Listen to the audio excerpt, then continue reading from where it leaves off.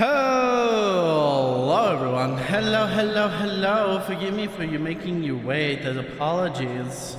But the reason I have a good reason for making you wait. I haven't made dinner yet. So I was making dinner. I just put the pasta in the water after I'd finished boiling. So forgive me if I'm in and out, but don't worry. It's Wednesdays with Watchmen, so I'm going to be putting on some videos here. We'll put some interesting vids on for everyone while I finish making my pasta, that way I've got food. Because I am not rich enough to order food in, like every other streamer.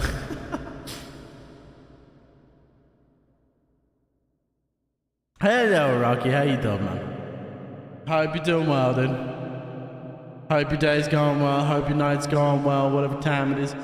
I know it's early morning. I always say the same thing anyway, even though I know what time it is. You know what time it is. I know what time it is. Oh my goodness. I'm just playing Gladius, watching some anime while doing so. Nice, very nice, very nice. I like it a lot.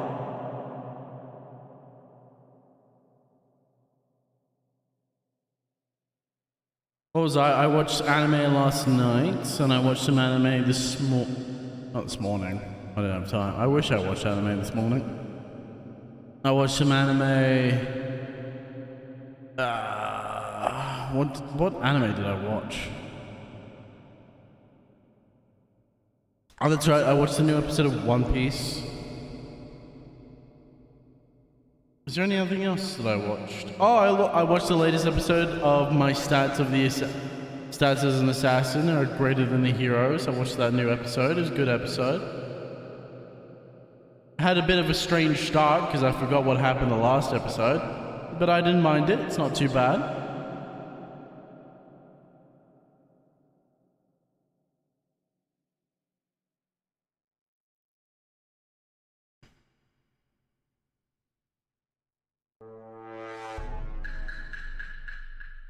Oh.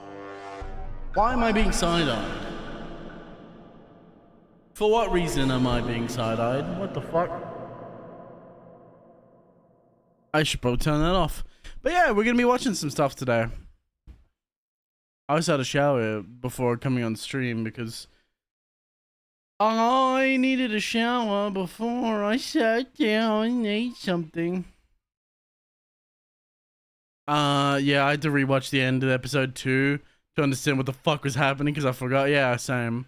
I went back and like, is there something I missed? And I was like, oh, that's right, he's fighting a dragon. Oh, and the dragon was a shapeshift cat. I'm like, okay, this all makes sense now. Because I was so confused. Oh, I also watched the latest episode of the Wild Last Boss Appeared. It was good. I like it. I like it a lot. I don't think the story's going to be particularly strong overall, but overall I like the characters.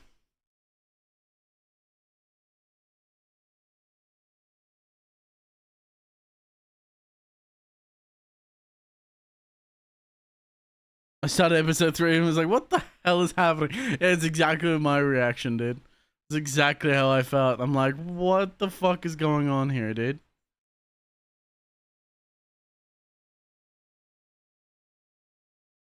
But it's fine, it's fine. I sorted it. I figured it out.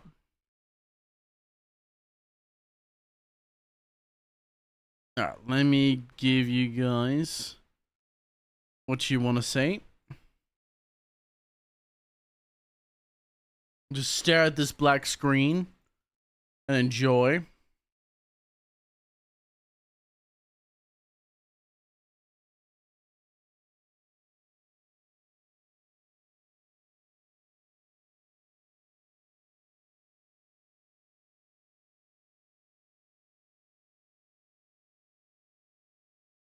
There we go. Apologies. I was getting us set up for our car crashes and stuff.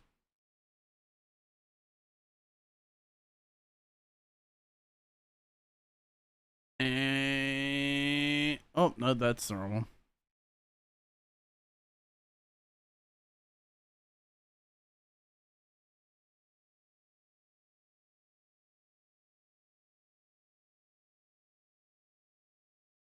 Should appear. Hopefully. Maybe. Some point.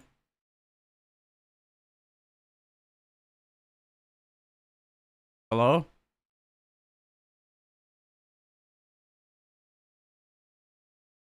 OBS.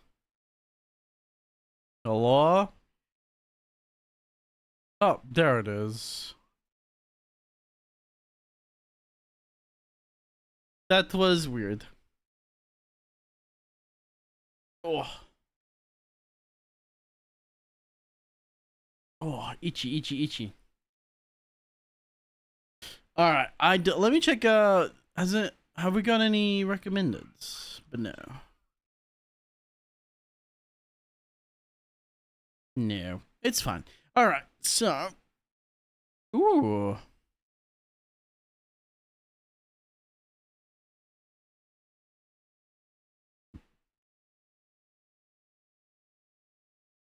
yes, everyone raging about the new Pokemon game because it looks like absolute dog shit. What the fuck am I looking at? What the fuck is that? Worst PR imaginable. Oh god, we'll have to. I'm gonna have to put that on the back burner.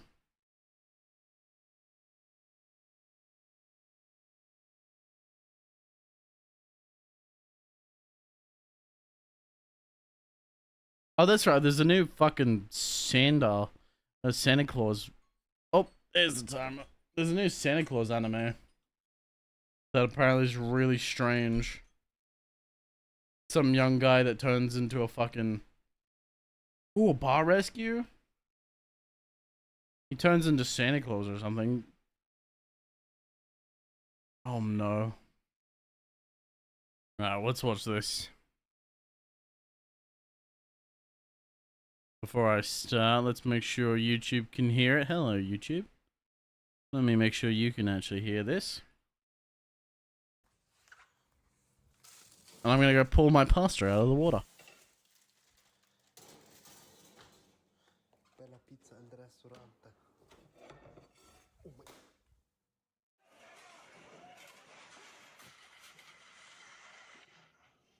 Cruise ship restaurants have to face some unusual challenges.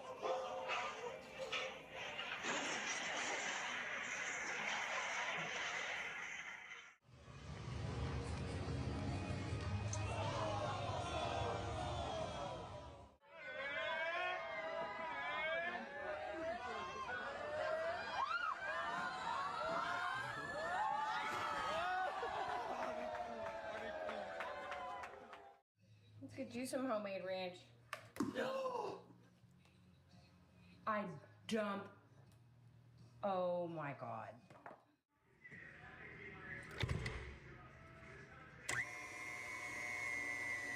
If cooking with kids were a job, it should pay 3 times the normal salary.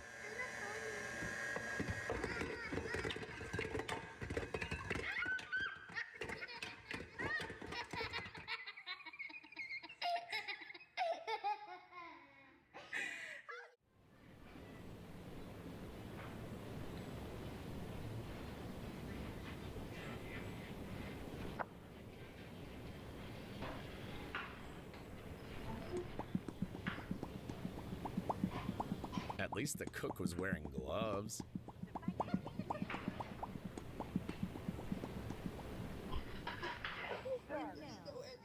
I decided to, start making bread. So They say cooks put their heart into their dishes. Bread. But this bread's heart clearly gave up on it.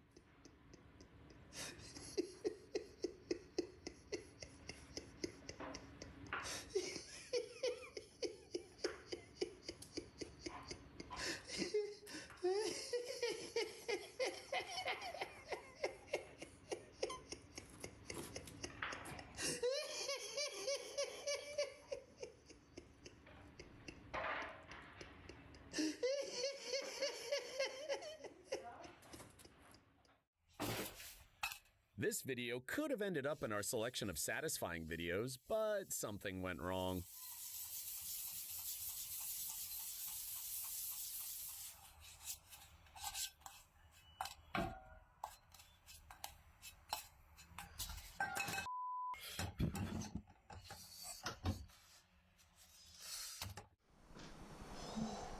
Nice. That looks really good. Oh, this is gonna be the best ever. Let's see it. No, that looks really good. Let's see it. Hot, hot. You got it? I got it. That looks good. Hot work. Okay. Oh my gosh.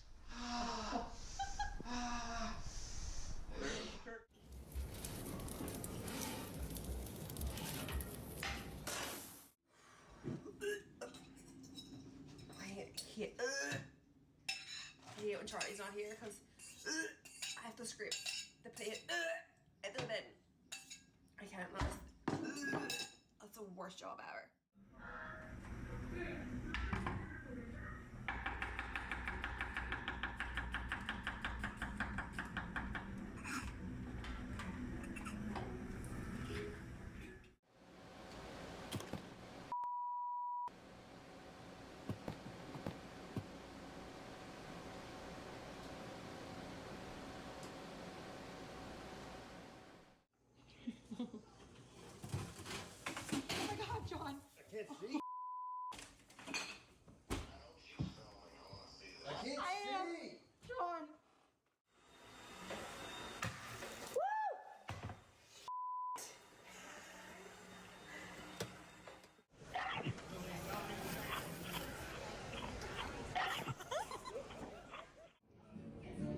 It's not cut? They don't slice it for you? That's why I'm cutting it. Some people are ready to cause a scene in a restaurant for just about anything. And then there's this guy.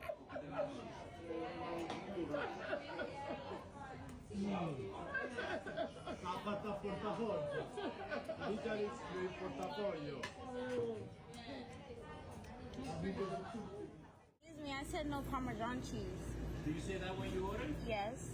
So this is not your order, so you go back to sit down over there. Birthday to you. Happy birthday to you.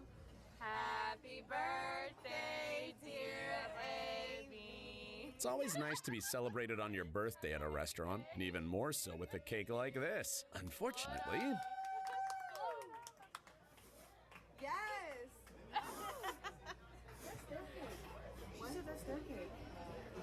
this cake is not for him. Here's my second fermentation cherry kombucha.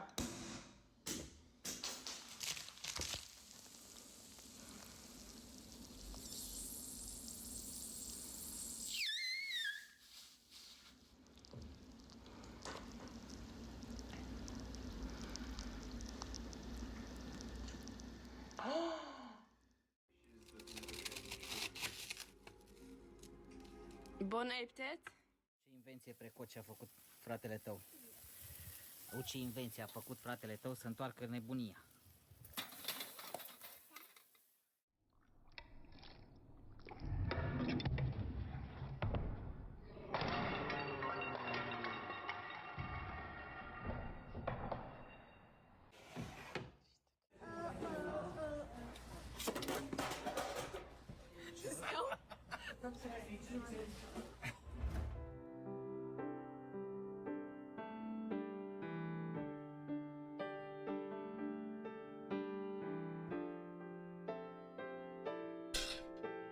What the fuck?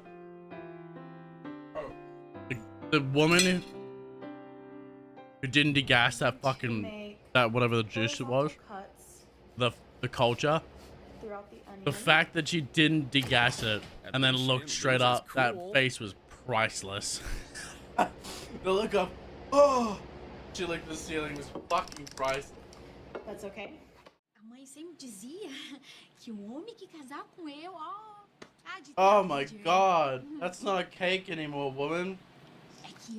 That's charcoal with cake filling. Eu não digo isso por por ser exibida, não. É a mãe que dizia.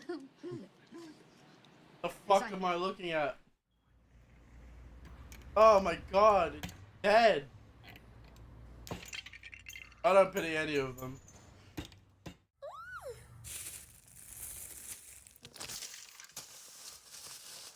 Charcoal. Yay, yummy. Nothing like activated charcoal to remove the toxins from your system. This is not her favorite dish anymore. Literally all down my freaking pants and on my socks. Just don't tell the guests the meat might have little bits of wood in it. Okay, that's good. Oh my god. Okay. Oh my god, Aria, Liana. Na.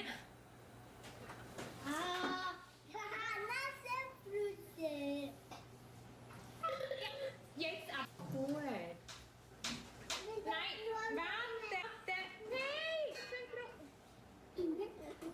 Aria, stopp. Nein, los. Aria.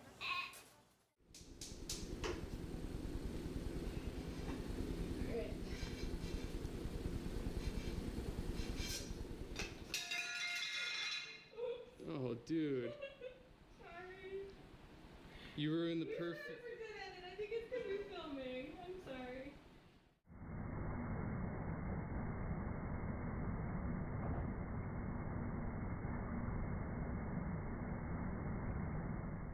Und das ist Ströming auch. Spezialität aus Skandinavien. Auf geht's. Hey, ihr haltet aber nicht die Milch. Pass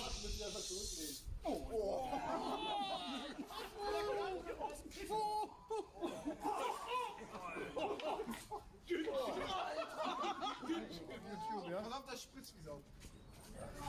Und jetzt hier noch aus der Fisch?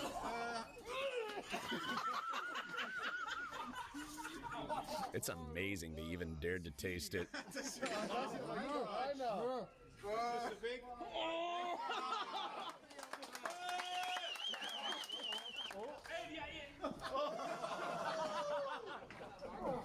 Das ist zu viel, das ist zu viel.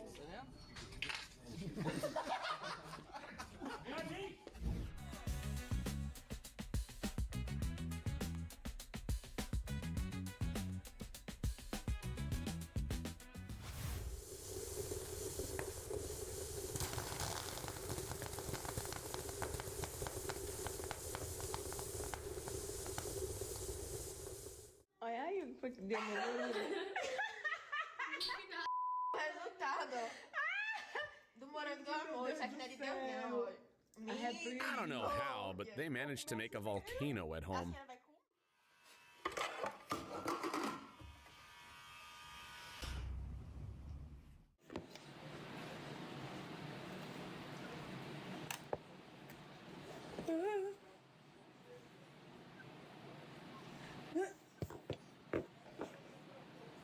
Jetzt?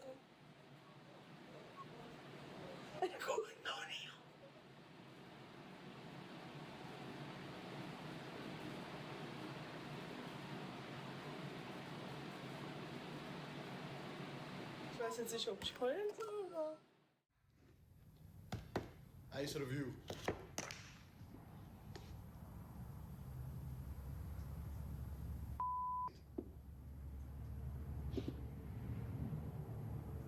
Deze proteïne-ijs is geen grap.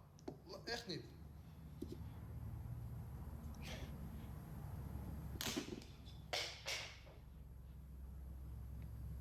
Holy. Se eu segurar aqui não vai cair, né? The plan wasn't bad, but the execution...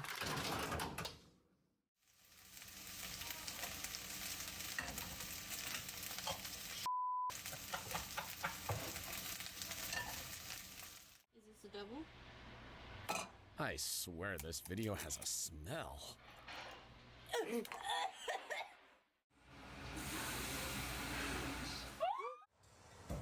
Caralho! Eu não consigo tirar.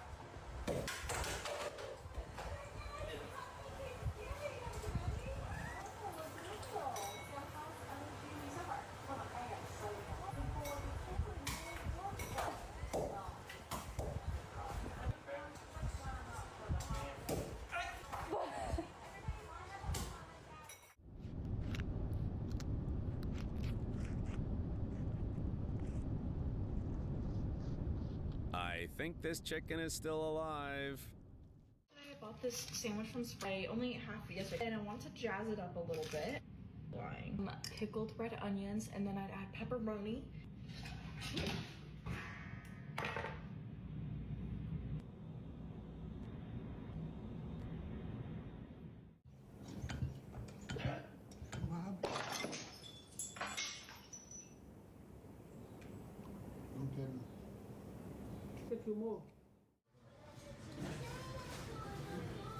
That chicken was fucking raw. Are you scared? No. You're not? Let me just open up a little ginger. So here's the ball. Give a size check. How big would you say that wasabi chunk is there? Big as a brownie, small brownie. Small brownie. Oh, what are you gonna do? I'm gonna put the whole thing in my mouth. Okay, ready?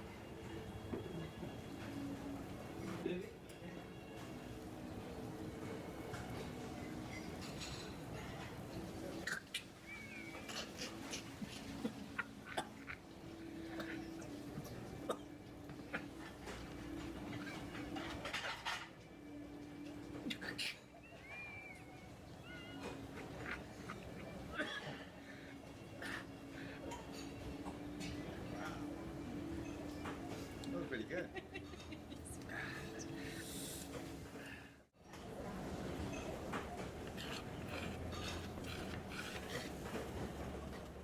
Olive oil could work. Oh my goodness. Just a little bit of oil. Oh, don't maybe. Oh. Oh my goodness.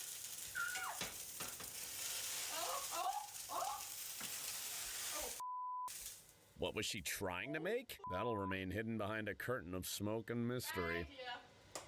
Bad idea.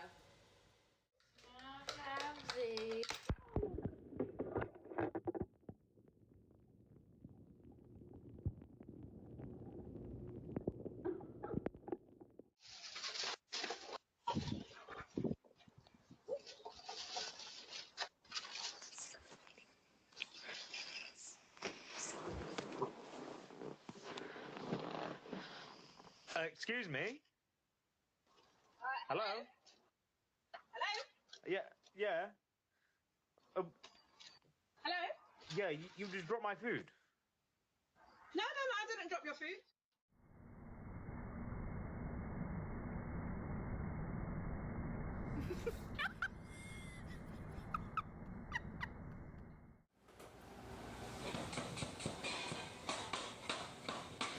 Somebody buy this guy a food processor.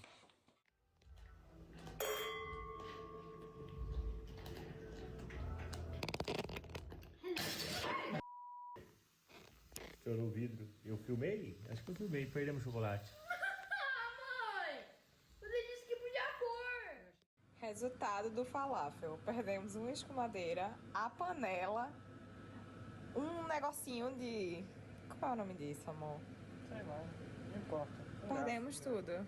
Aqui, ó, derreteu aqui.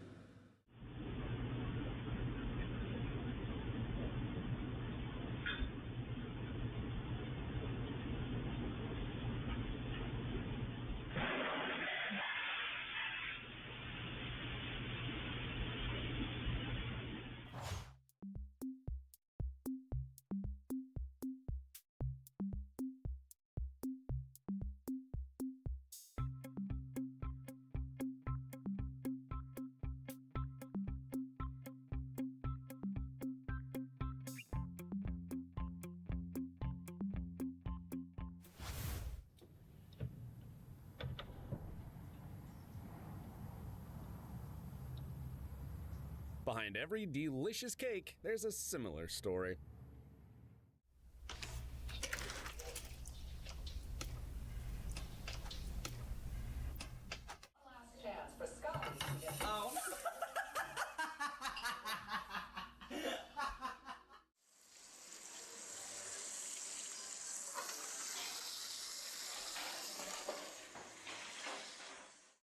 Loser, get fucked. Off.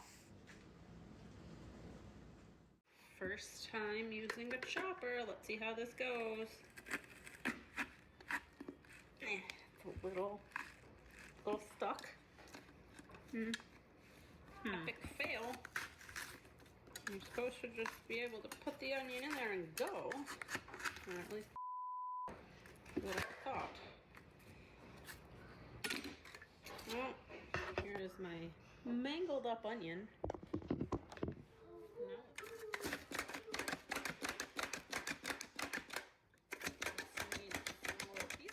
Gilmar, pudim tá uma delícia, fala aí, Léo. Oi, Gil, muito obrigado pelo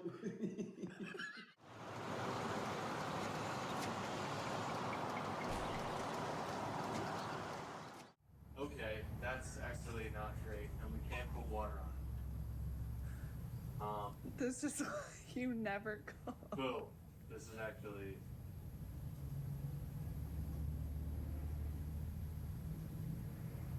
What do we do? We need a fire extinguisher? No, we don't. Do we really? We can't put water on it. Why? Because it's oil.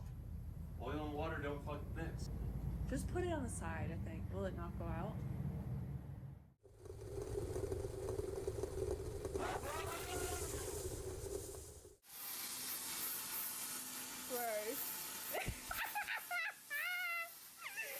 Only people with advanced cooking skills should be allowed to use a pressure cooker.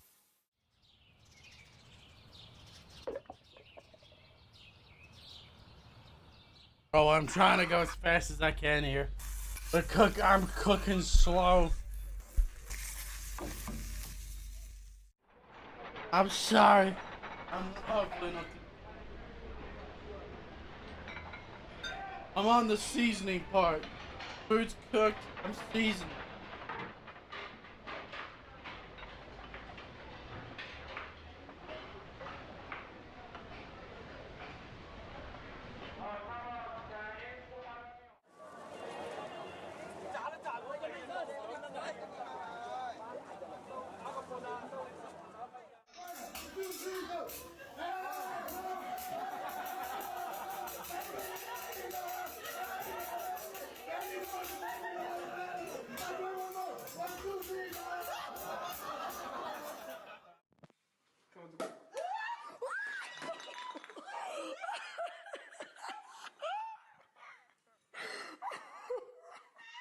Me encanta la cocina, me encanta y tengo un toque exquisito, exquisito y todo lo que cocino sabe delicioso. Just toss in some more firewood, let it burn, and get ready to grill some meat. Fagioli alla messicana, piccanti, buonissimi, con salsiccia. Solo che hanno dato qualcosa sotto, secondo voi cosa? I don't really know what you are ethnically, but it's looking like cracker.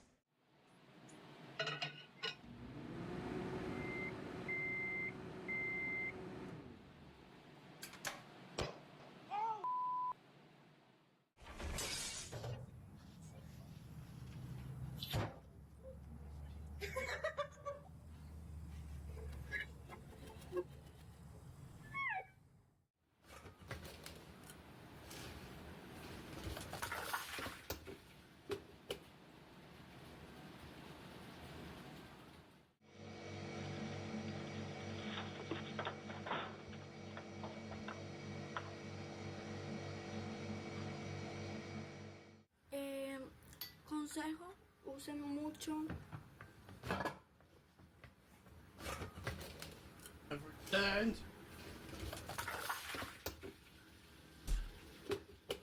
cheesy white sauce pasta.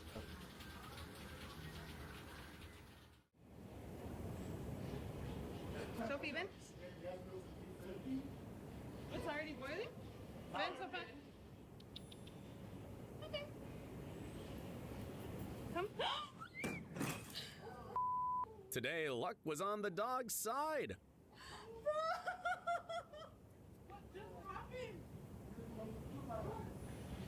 Right.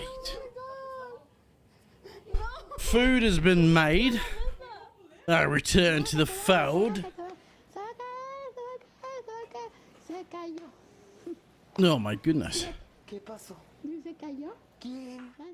I'm thankful that my I have not fucked up like that. I get cereal, BRB. Oh.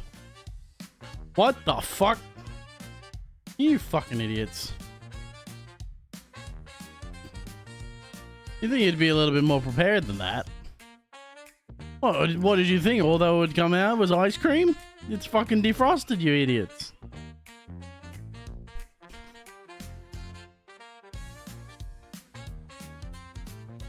Oh, and perfect harmony. Yep, there it is. Yep, that's why you always stop them.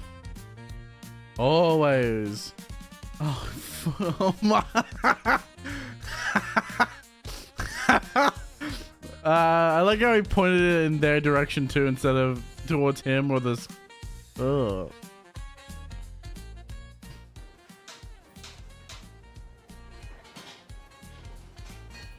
Ah, he's gonna chuck that at, and it's gonna be dog food in a minute. Yep, fucking knew it.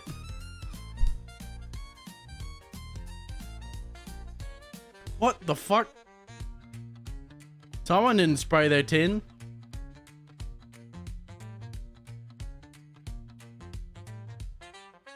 It's it looks like shit. Oh no, it looks like an actual fucking someone's taking a shit on the plate. That's why you don't have a dog at the table, you fucking moron. So you've got you idiot. You poured way too much on way too quickly. No, and what are you doing?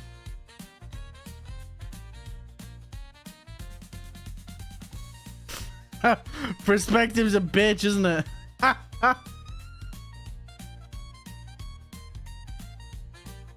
That's why you don't look at the world through a fucking camera. Welcome back. What cereal you got, Rocky? Just use your fingers. It's fine. He's not just eating sushi, he's hunting it.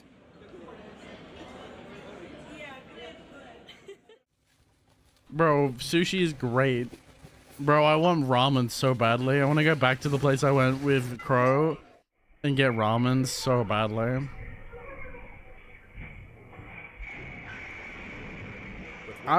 This is the same kind of restaurant every fucking time. These fucking quick tea restaurants are always the same. They've got this fucking rack of teas, and they always, every single time, they fall down. I don't know why. Correction, I don't know why they're still using them. I understand why they fall down, because look at where they're placed. Instead of placing them on the back of the fucking panel where they won't actually cause the thing to tip, they place them at the front because it's easier to pour. Instead of like bringing the pot forward, pouring, and then pushing the pot back.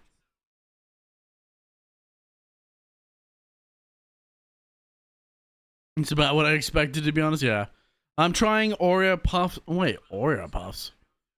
Sounded good and has some marshmallows in it. That doesn't sound like cereal. That sounds like... It doesn't sound like cereal. It sounds like a fucking dessert. With workers like Doesn't sound like something you should wake up and eat. Business very soon.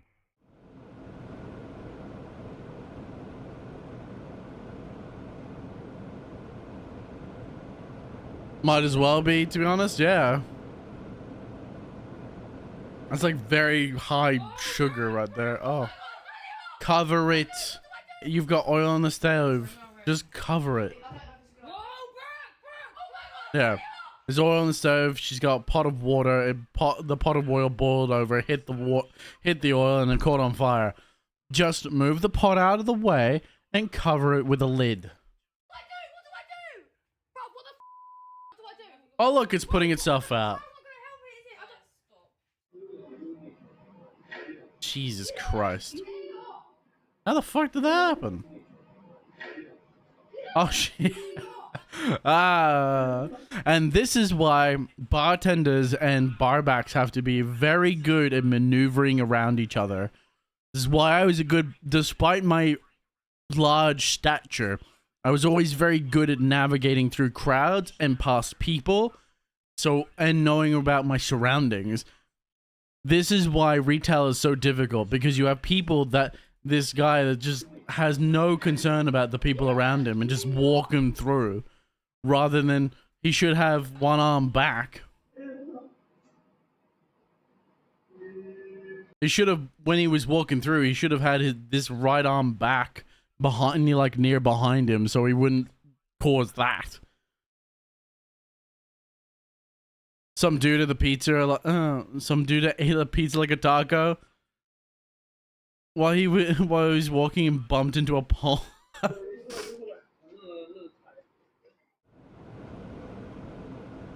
Oh no, he's listening to music or some shit.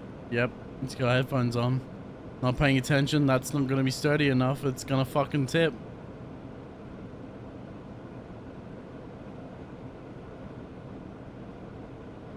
Yep, there it is. Yep.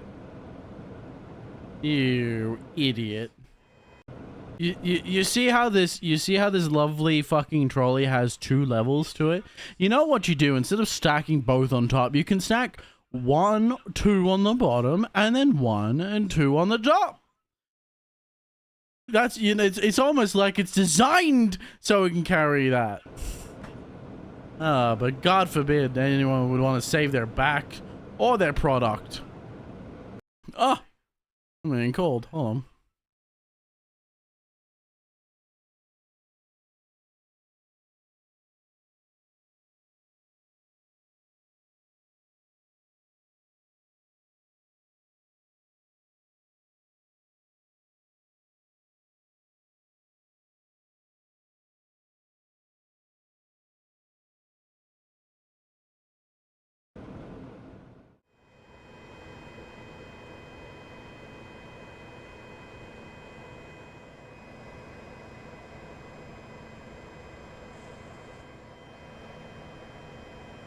His coworkers Crow is will awake. never forget this Well, day. she's awake temporarily.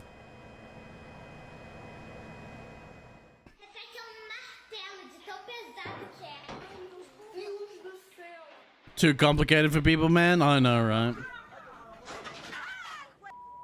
That was inevitable. What a waste of food. That appliance probably needs a repair. What? Oh, we've seen this one. This is gonna be deserved, 100%. Yes, that's deserved.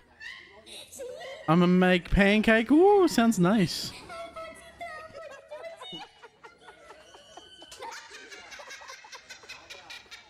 The cats are now fighting over his food.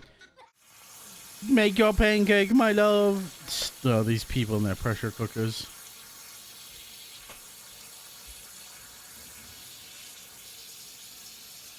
These people in their goddamn pressure cookers.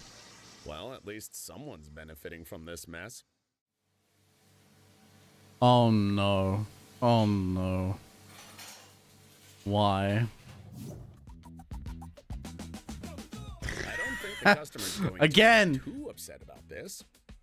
Exactly the same thing. Watch what happens, right? She's crushing this bottle instead of just giving it a gentle squeeze. Shake the fucking thing. Like anyone in the dietary, like, and anyone that works in retail will tell you, you shake it. Don't squeeze harder. Squeezing harder just causes the cap to deform and pop off.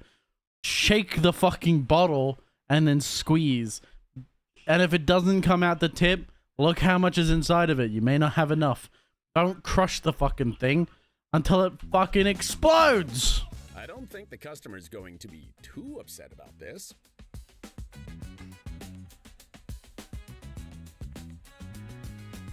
She's gonna break the plate.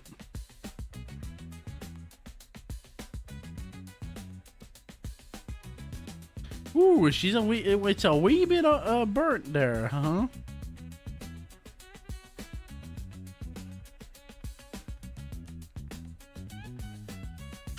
Yeah, it's a wee bit overcooked. Oh no. Oh no.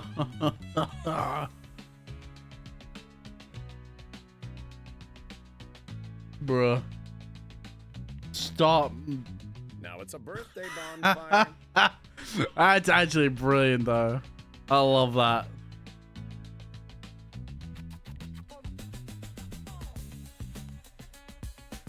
It's ahead of my hands.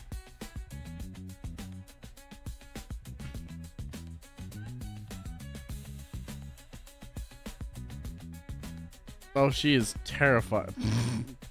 She is terrified. What? There has to be a better way of... Better not to know what's happening on the other side of the counter. There has to be a better way of doing this. There's probably a procedure for this that people just don't do correctly. Some people lack awareness. It's astonishing. That lady who dropped the cake. Oh, yeah.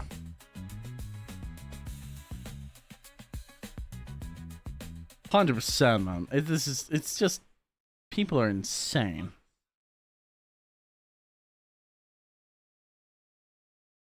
Best fails of September. Hello, everyone. That's a tree. Did we fall asleep at the wheel? Oh, no, we got out of the car without putting the brake on.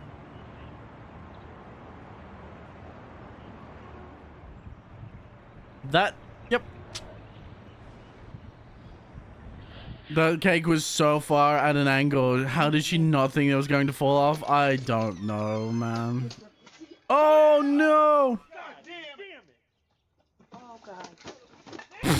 Oh, it's a catastrophe.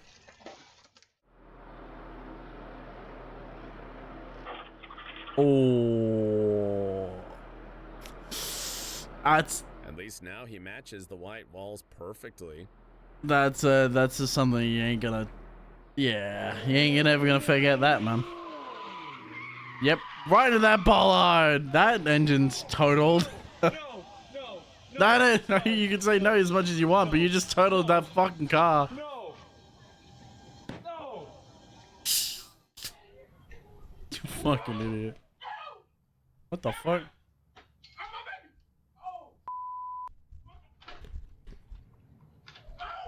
It's a bat. What is he gonna do with a chair? Oh, sorry, buddy. Sorry, I went to the side of the door. My bad.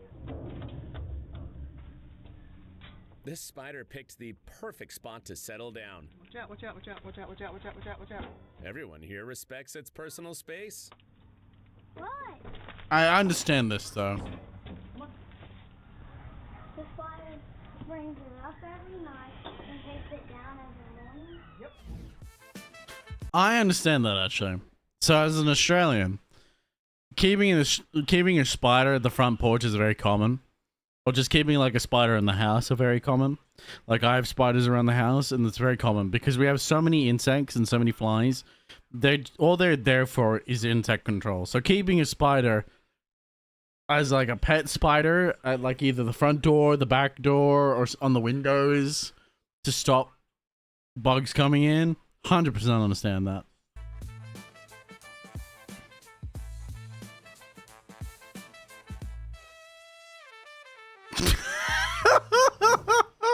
Oh, that was impressive.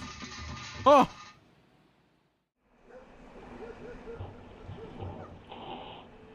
And then, oh, come on. They're two golden labs. You'll be fine.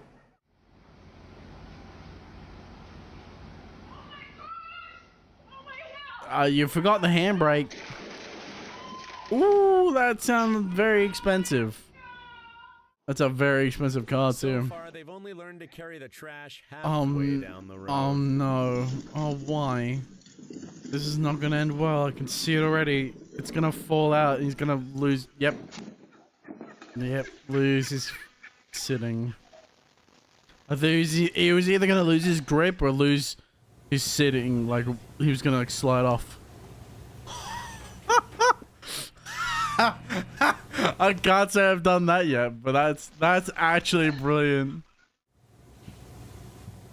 Perfect slap ass pose too. This is the perfect slap ass pose. Crouches at the exact moment. Crouches at the exact moment he went to fucking slap her on the ass. Oh, I can absolutely see myself doing that to Crow. By accident, man.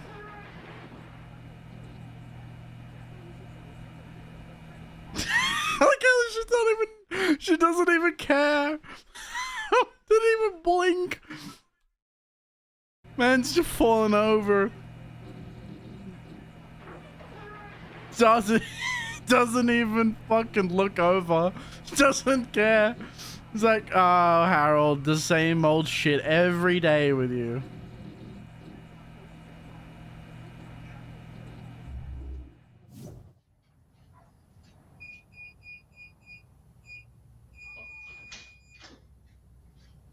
What? Ow. That would fucking hurt. It's only a rooster.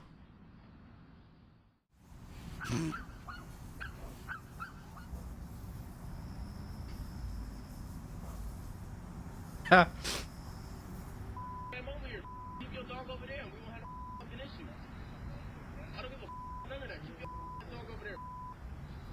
Yeah, the dog shouldn't have been off leash and oh no. Yeah, dog can jump, you dumbass.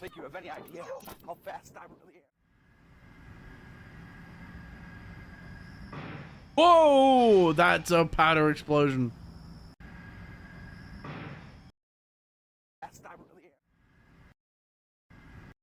Is it a powder explosion or is it deformation?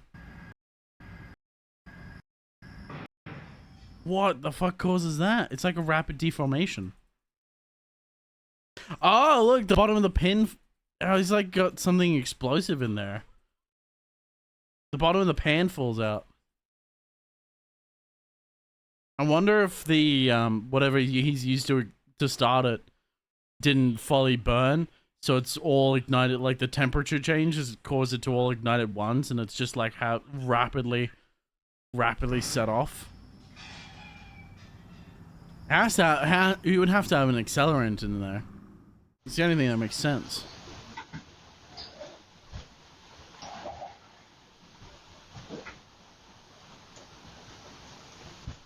Unignited lighter fluid? Yeah, that's what I'm saying. He's like put some. What the fuck? He's like put something in there to start it, but it hadn't actually ignited yet. And so it all went off at once.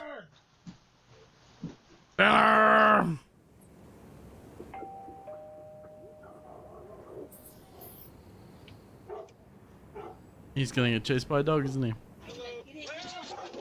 Yep.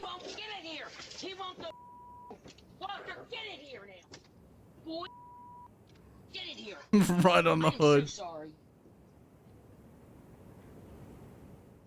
Guys, posing. Get a haircut. I'm so excited. I'm gonna look so good. He asked for that. I don't feel bad about that. Oh, I see. Oh, I got it now. God. Oh, I hate this house. I hate everything about this place. I despise this house, man. Bro. I don't feel that way about my house. I don't feel that way about the house, but that my emotion right there, the emotion that just came out of this man is exactly how I feel about work. My dog would do that. He knows I'd whoop his ass. If he did, he's doing. He knows what's coming. My dog wouldn't do that. Yeah, there we go. My dog wouldn't do that. Chaos would do that because he's young and stupid. I mean, despite being like 3 or 4 years old, he's still stupid. And but he's a German Shepherd, so he's naturally highly protective of me. And I specifically haven't socialized him to be friendly with strangers and stuff, because I want him to not necessarily be aggressive, like to be physically aggressive when someone enters the house, and he's not. He's usually not. Like he looks very intimidating. He will sound very intimidating, but like my brother's entered the house and he's barked like obviously Chaos doesn't know my brother very well. He doesn't really know him. So he enters the house and he always barks at him, but he never goes after him. He never tries to attack him. He never tries to bite him. He's just always scared. Chaos is a very reactive, loud. He's all bark and no bite, literally. He's aggressive towards people he doesn't know unless they enter the house with me present. Yeah, pretty much. That's the way, similar to the way Chaos is, but he's more protective. Chaos is much more protective. Like, he will actively bark at people when they're inside the house. Light up here if I can see. They're just chilling here, bro. What the f is going on? Yo, that's a boat. But obviously he'll listen to me. Yo, that shit is... Why did you not expect that to happen? The side eye from the cat is crazy. It looks like a fucking mole. The cat outsmarted the shopkeeper and came up with a clever plan to steal his favorite snack.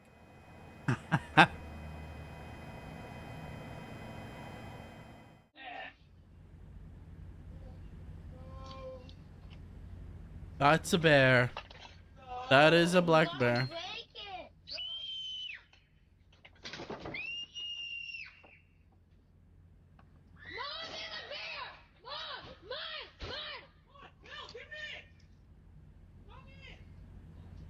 Bear doesn't even care. It's like, I know there's food in here. I could smell it. I don't give a shit about you fucking things. I smell the food. That's the scariest noise you could possibly make. It's a cat. And it doesn't recognize his reflection. What do you expect? Also, that's disgusting. Put your fucking toothbrush up. It has a flat base. Stand it up. Why is it leaning down so the bristles are touching the bench top? Ew.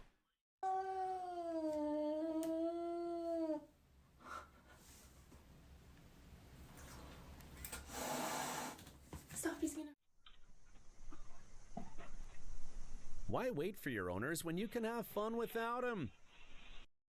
My dog recognizes his reflection. He even looks at me through the mirror sometimes. Yeah, Cass does that for when I'm in the bathroom. I'm like washing my hands in the bathroom sink, and I'll look at him in the bathroom mirror, and he's looking at me in the bathroom mirror, and he's like, Dad, can we can we go outside, please? I'm like, yours in a minute. Oh, let me finish washing my hands.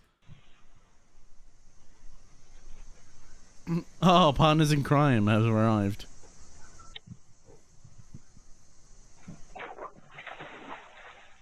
Oh, he just wants to go for a swim.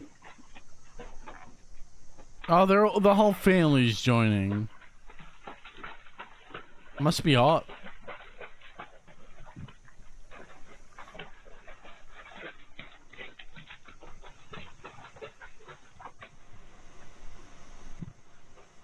He's very proud of himself. Good news. She finally found the beehive. Puppies in water, yeah.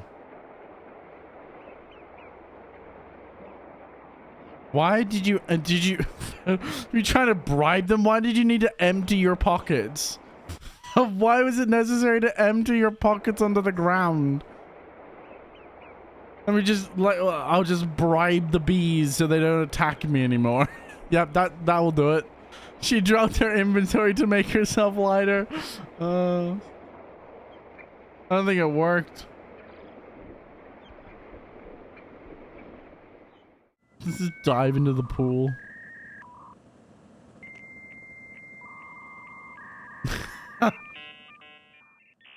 He's self-examining.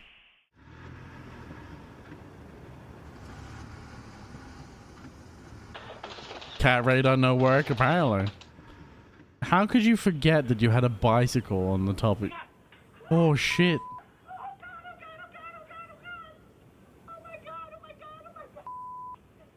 Well, at least it didn't care about you. Oh, okay, that's very dangerous. Okay, that's really bad. Okay, yeah, it's definitely get inside. That's a cub. Which means the bear that just passed by was Mama Bear. Oh, I'll get inside very quickly. Oh, it's a husky! It's a oh, look at him! Look at him! He's so inquisitive. I love huskies. Oh, look at him! He's like, "What you doing, fellas?" Oh, he's so cute. He's like, "Oh, you want to play? Oh, you want to play?" They freaked out. He just wanted to see what's up. Yeah, he wanted pets. Oh shit. Well, that's a fucking mechanic that's just lost his job.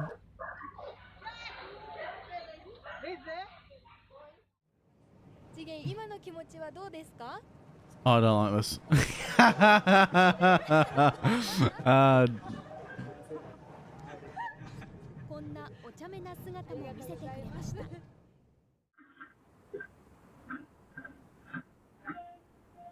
Back on ground. Oh, baby boy. Oh.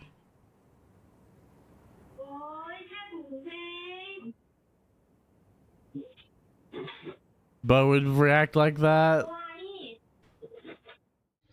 I don't think Cass would react as aggressively, but oh no!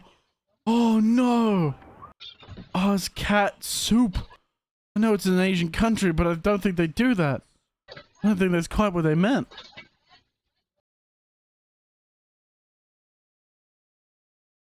He gets freaked out by anything. Chaos gets scared, but he's more stoic about it. There's a pothole there, dumbass. Elite. Yep, you're very elite trained. Elite forces, man. Don't do it. Don't do it. Please don't do it. No.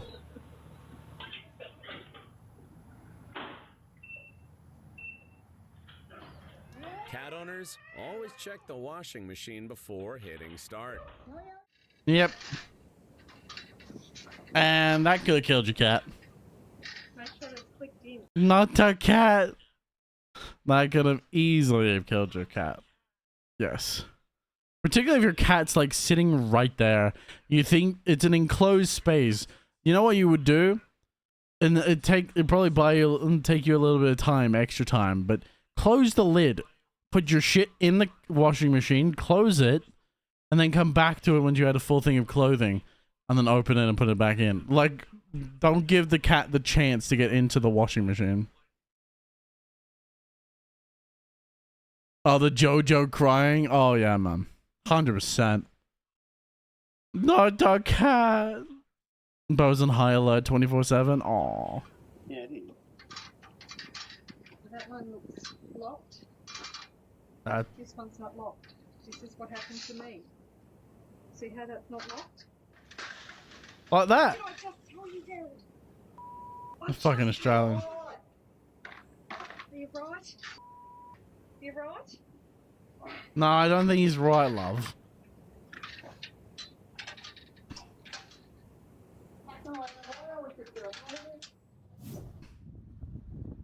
I know exactly what ladder that is, too. That's the fucking quick safe ladder or whatever it is. Straight back into the...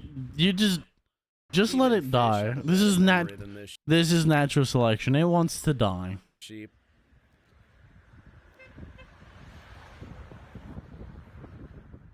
Yeah, he's just like, this is natural selection. You just die.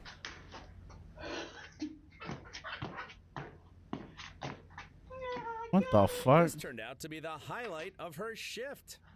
Freaking love you. What the fuck? I mean, good on her if it makes her happy. Oh, hell no. Oh, hell no. Is that a possum? It is a possum. This experiment proved that possums can guard a house better than dogs. Possum!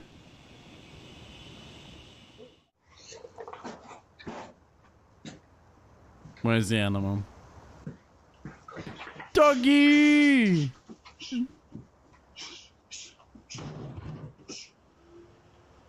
He just wants to play. Did he just put his hand in the fucking mousetrap?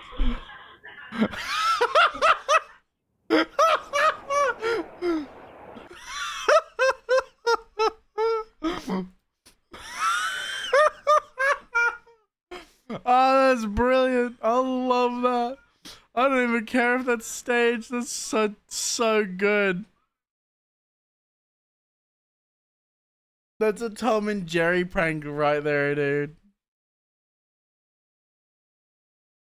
Oh, so good, man. He wasn't even barking. No, he wasn't barking.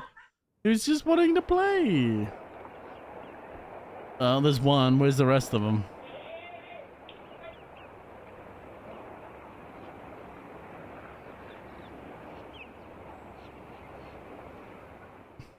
He's a skunk.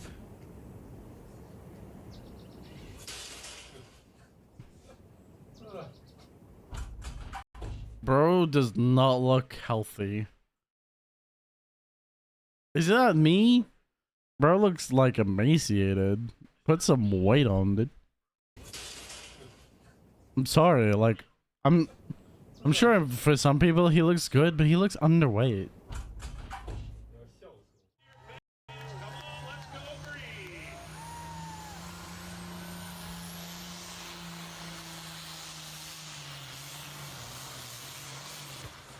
Oh, that engine went into runaway. See that or the journals came out. What went first, I wonder?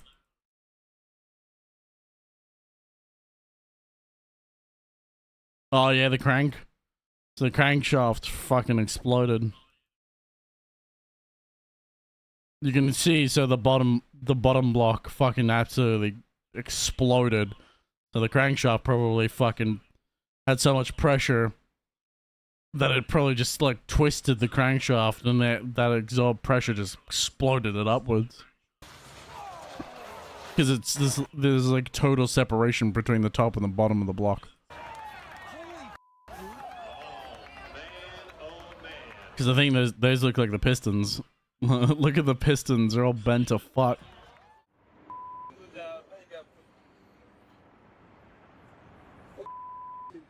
And yep. Why? Why?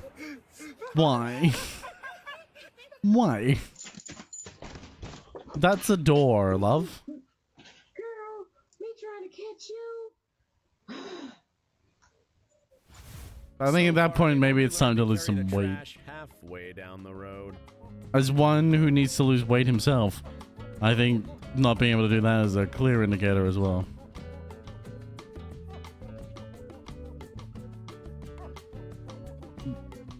Mazda! This has to be Australia. It looks like Australia. With all the utes and stuff. I think I've seen this.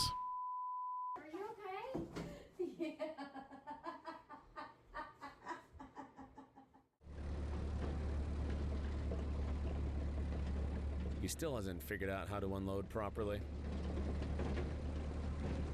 Is this one where it... Yeah, it tips over. Yeah, I think we've seen this one.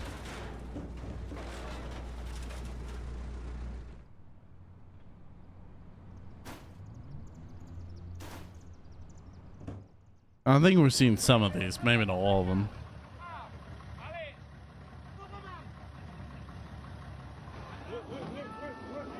Oh, yeah. You didn't realize they're waited for his Option is to just abandon the car. They're weighted for a certain amount of tonnage, and he's got no back blocks.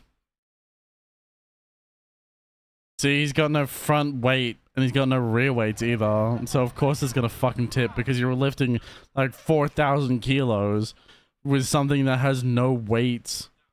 Because you have to put weights on either the front or the back of these. Also, the plow was too high too. But yeah, the plow height also doesn't help, because the fulcrum, it creates an even worse of a fulcrum for it. But you should always have weights, particularly if you're going to lift up something that's that heavy. Or even if you're just going to drag it, because the front wheels, if he was going to drag it backwards, the weight should be on the front wheels. That way the rear tires don't pull the front of the vehicle up. Or if he's going to pull it up, then it should be on the back so it doesn't fucking do exactly this. See how it loses all the weight in the back and it just pulls it forward? After this, the only option is to just abandon the car. Fucking idiots. Would it have been better to drag instead of lift? Yeah, exactly. They should have dragged it, put weights on the front, and then just dragged it backwards, particularly with the torque that it could generate. And he gone. I fucking saw it happening too. At least he's got a life fucking raft. Something to make him spottable.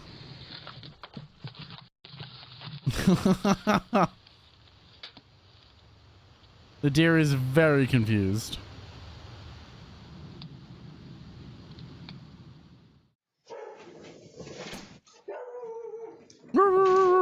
Oh shit.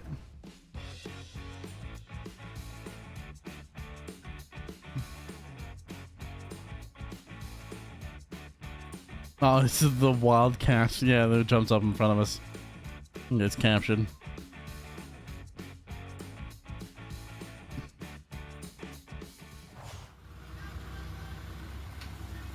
What are we doing here, ladies and gentlemen? Why? See what I'm saying? This is what I said. Look what's happened. Not enough weight. Yep. Yep. What is OSHA? This country doesn't have OSHA. Bruh. It'll take longer to clean up. Take longer to clean up than it would to fucking... Oh no. Snag immediately. Oh, that's high voltage. Oh god. As a truck driver, that's call someone and don't fucking move. Don't open the fucking door. You have a live wire running over it. Like, the only thing that's saving you there is the fact that the cab is insulated.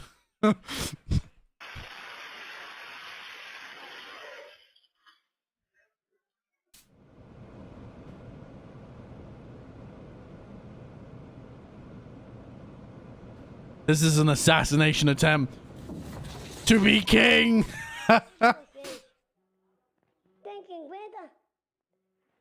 Thinking about this. He clearly just got here and has no clue what's going on. Aww. Oh, that's a snake. Turns out snakes have a great ear for music. Apparently, my god. Who's this? It's you. No. Don't you like it? Thinks it's an enemy. I think it's great. So how are you coping with all the fame?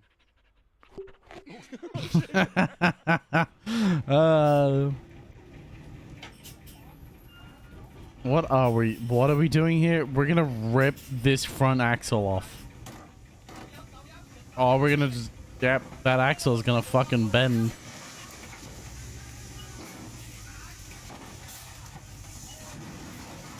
Judging by how calm the driver looks, this must happen every day. Idiots. And that axle is fucked now. Oh no. You gonna fix it? I can try.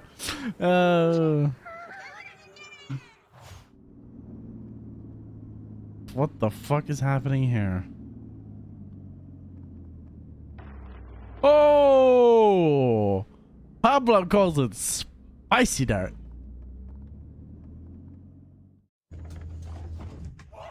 I don't know what it is, but it looks like roots, and Pablo calls it spicy dirt.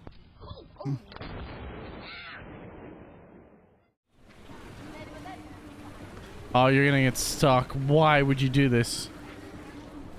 Why? No, you're gonna get stuck, you idiot.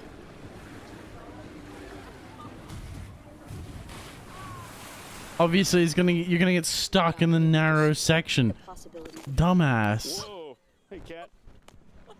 Oh my god! I'm gonna move. He's a great perch. He's like, well, how dare you? That was my perch. Let a child drive an esky? I know, right? Inches away from earning $200 for fixing that phone.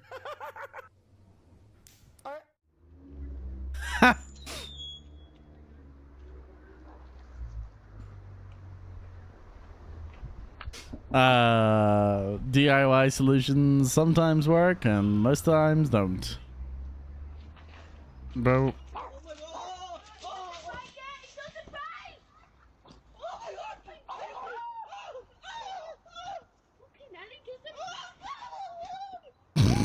This is just the more you fucking flail about, the more likely it is the thing you're playing and biting you.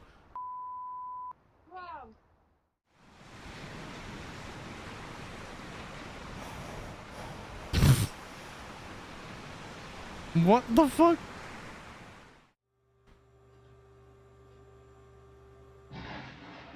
Oh, oh no. This plumber won't be getting called back.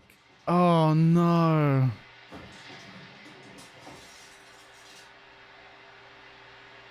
Bruh. Oh hell nah, yeah, that's sewage, dude. That's black as night. 416, you know? Bomba clot! Uh-oh. It's a Malinois. What did you expect? It helps if you unlock the door. Well, I mean, we can see the veins in your tits. Stop acting like an idiot.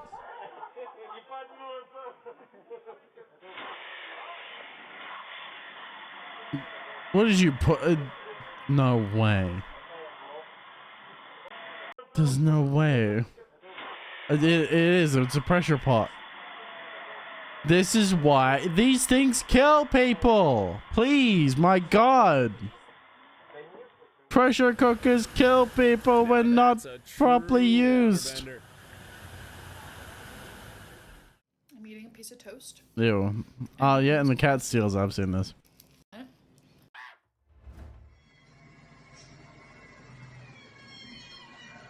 Not properly weighted. Not properly weighted. Not properly weighted. You're so fucking lucky. This captain sure knows how to send his fishermen home in record time. Yep. Why did you? I don't know. I don't understand people.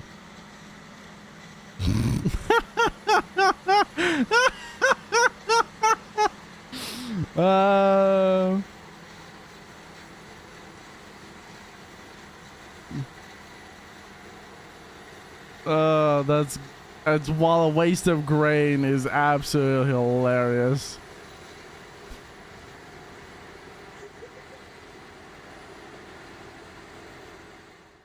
I'd need to buy a new pair of underwear after that. He's gonna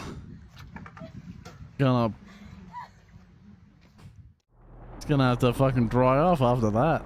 Oh no. Nobody would have guessed she was broadcasting from home if it weren't for this little detail. Aw, that's cute. Also, this guy just went like, oh, just like threw up. This is how you know you're a sick concrete truck. It just vomits all of a sudden. Nobody would have guessed she was broadcasting from home if Sup, little boy? Oh, that's so that adds so much personality to the broadcast, though. They're gonna include more of that, man. Look at this little boy. the shortest flight in history.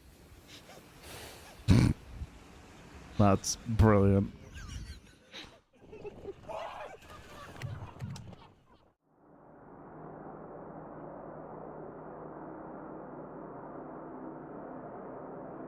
No, no, no, no, no. Yeah, and there it goes. Oh, that You're so lucky.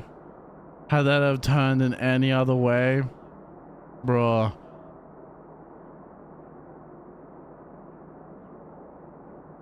Yeah, and he's gonna kill the engine too. That diesel engine's gonna fucking die. Thanks to this noisy reminder, their owner never forgets it's feeding time.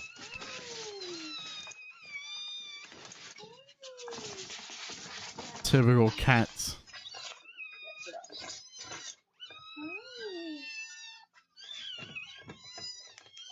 Oh my god, shut up. You're cute, you're adorable, but shut up.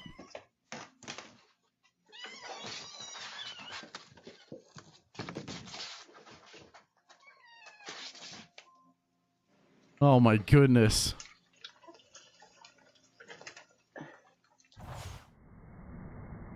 Oh no. Striking after the king. He knows what to do. There's a booty in front of him, and there's a strap going straight to that ass. This cat was so sick of his owner spending all their time on sports instead of paying attention to him.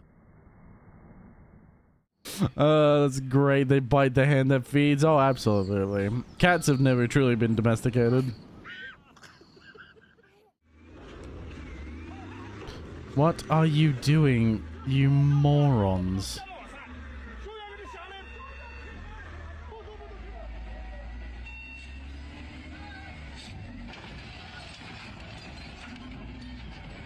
Don't stop.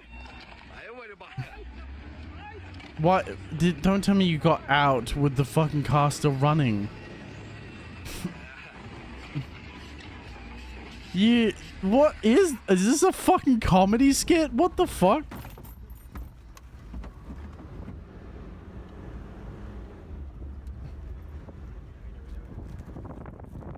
Oh, he's on your tail.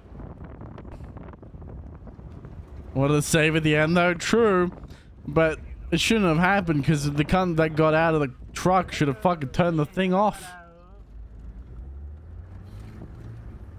Oh, right into the fence. Oh no. At work, the house is getting a full remodel. Oh no. That's very under brain utilized dogs is what that is. This is what happens when you don't take your dogs for walks or you don't treat them brain with any kind of respect.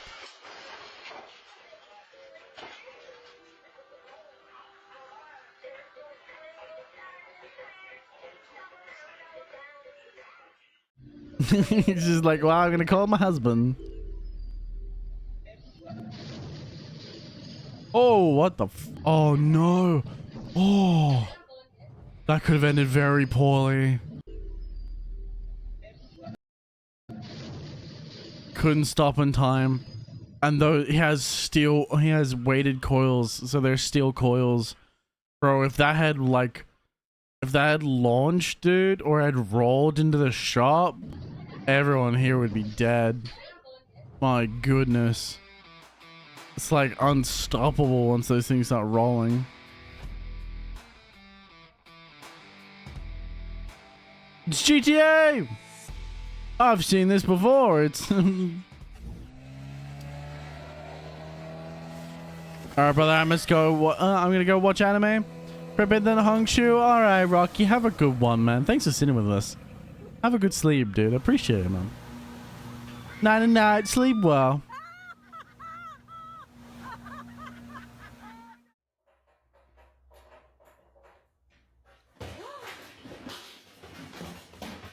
With cats, it's always sudden chaos. Oh, Malwar. Oh, I love dogs so much, dude.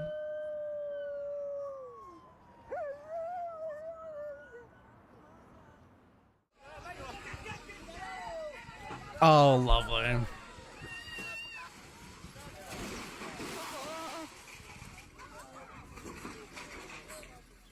I I have no words. Oh.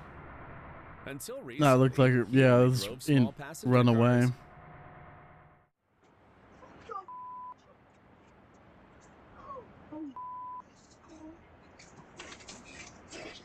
Oh, they're two bigger dogs coming to play high. The lab's fine. The pit bull, maybe not so much, depending on how aggressive it is.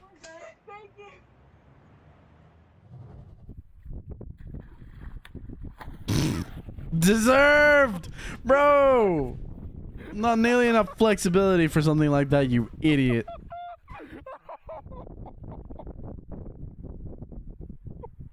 Absolutely genius hours here, man. Be absolutely freezing as well.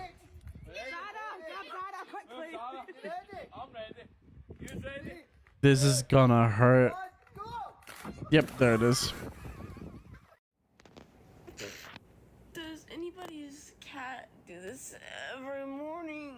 Like every single morning. Literally attacking me. Stop attacking. Then like the worst thing is whenever he like attacks my face or my arms. I'm genuinely scared. Like it wouldn't be bad if he just like did it a little bit, but he just does it all the time. He's teething. I spank his little butt and I spank his little head and he still doesn't stop. So what do I do? Give him something to chew on. The kitten, she brought home a fierce predator. And I know he just wants to play, but like, golly, bro, just stop. He wants something. He wants to use his. Oh God! Do not sit on that tire. Stop. What are you doing? Yep.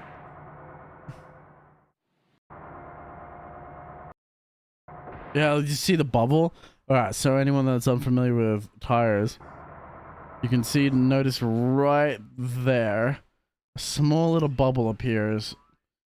Just a split of second, does a bubble in the sidewall of this tire appear. I'm going frame by frame, dude. You'll see it, it just sort of just appears there. Bam! Right there. Popped into existence. And the moment it pops into existence like that, I thought this one was connected, that he was doing it up. And luckily for him, he's not, because this shit will fucking explode. It just goes... BAM! Like a fucking shotgun.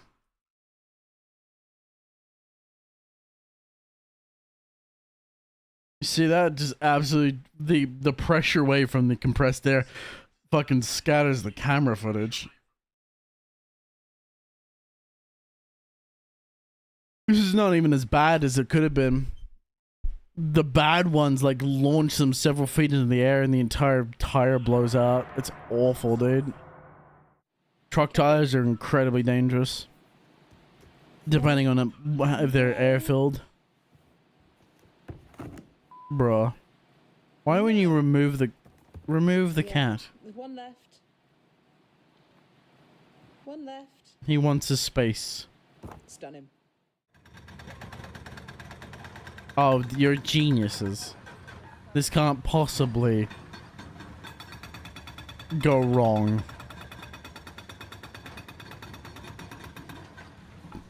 God forbid you do it from below. No, we have to do it from above to make sure that they fall down. Yep.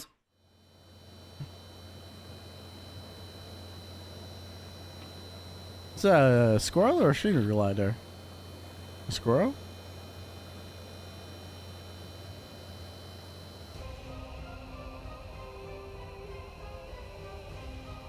The boss fight has started. Nuts, the invincible.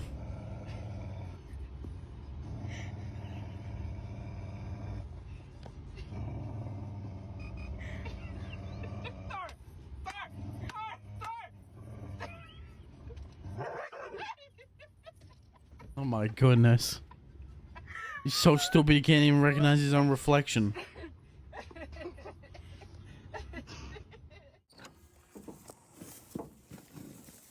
Move, move. Oh. No, give me that package. Oh no. Bad donkey.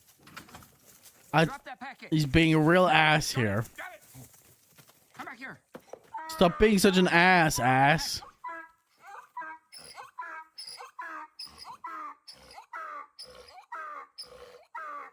donkey.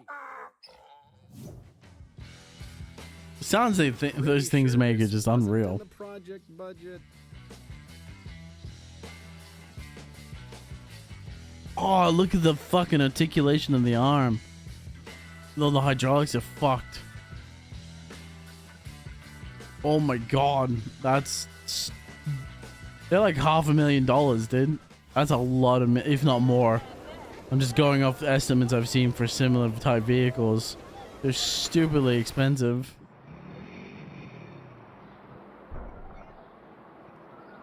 What the fuck just happened there? Oh, I see. Did they do that on purpose? Was that intentional? Did you intend to fuck your suspension? Aw, chunky boy!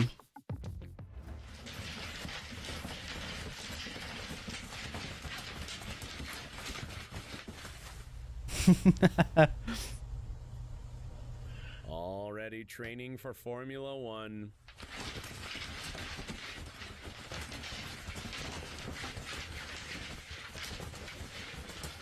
Not a bad zoomy spot, actually. I wouldn't be surprised if that little cotton ball has like catnip or something. At least he figured out how it works, so next time should be easier. You fucking numbskull.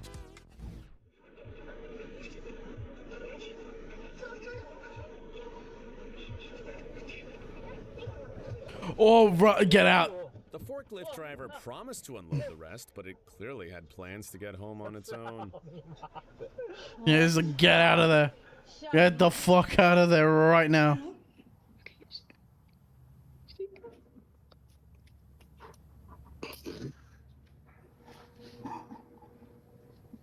Not happy.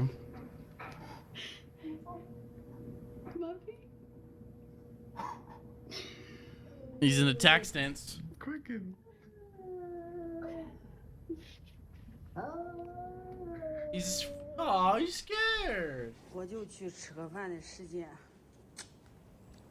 他跑出去玩，他掉沟里去了。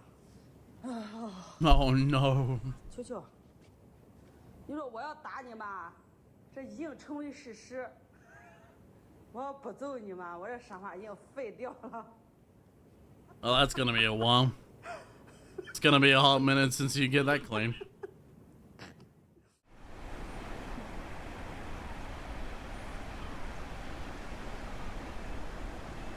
It's probably for the best.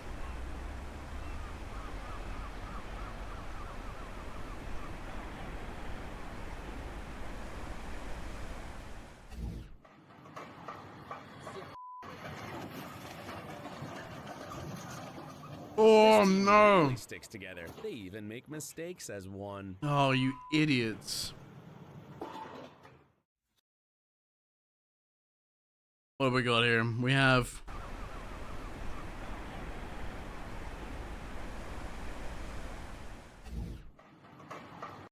What's that? Like 4 or 5 idiots and the fucking old guy standing at the end recording it all going, this is gonna be a great story to show to show the boss. Oh, it's like even more, it's like 8 of them, dude. And that's the cabin right there that just got collapsed on Make mistakes as one. The cameraman just like, yep, I knew that was gonna happen.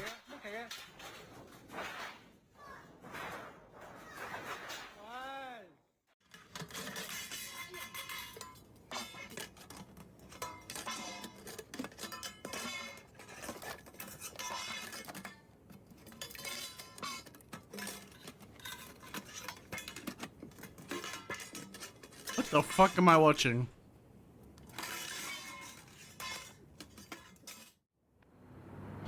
Not even attempting. She doesn't actually want him to stop him. She's just playing.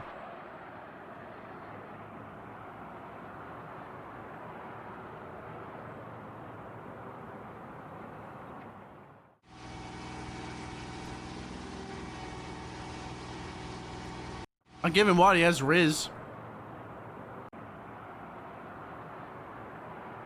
He's got some Riz to be able to keep her attention that long for him to steal her entire plate without her noticing.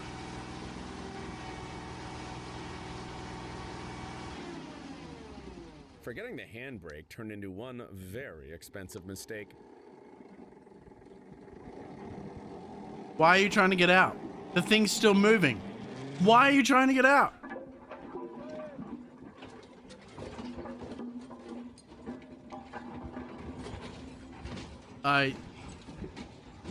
God forbid you control its descent. Look at this pathway that you have. This entire pathway you could have gone down.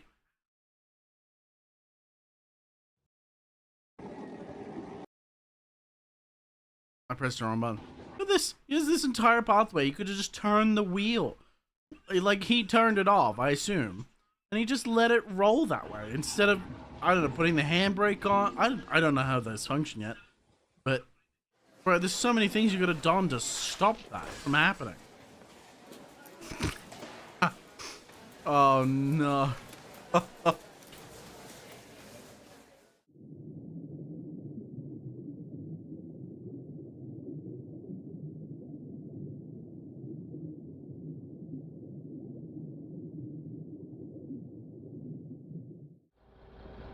I don't know how that was a fail. This is definitely a fail. And possibly death. Okay. Just a fail.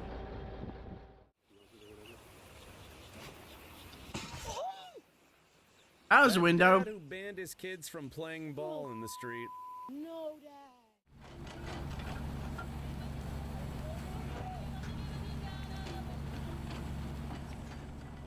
What are you doing?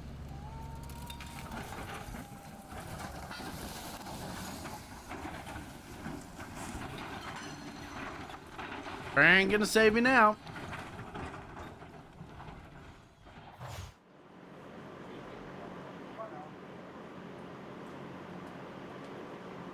The dog knows perfectly well that pretending to be in the military is against the law.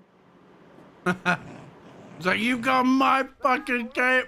That's my fuck. Oh, what are we doing here? Why are we doing this? Right there, set it down. Is it lined up? You gotta be side shift. I'll see. Oh, he can't even see that. No, it's gonna tilt. It's in, baby. It's in. What are we doing? It is a bad idea. I told you. Really? Really? Who? It wouldn't break anyways.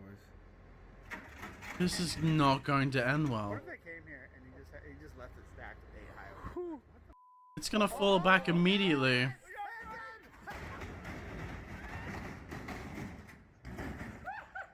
Who fucking thought that was gonna be a good idea?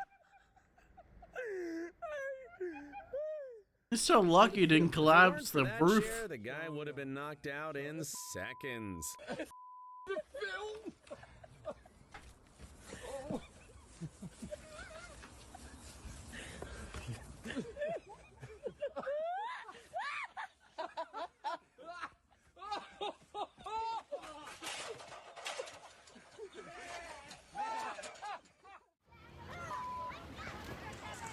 Immediately. He broke the record for the shortest run ever. We need the rain. I know what you're seeing. Oh!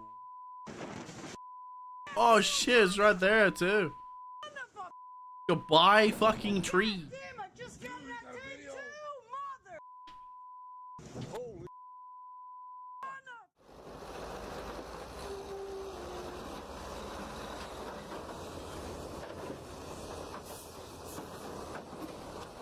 What is with the... Oh shit. And bro is about to be run over by a fucking tractor.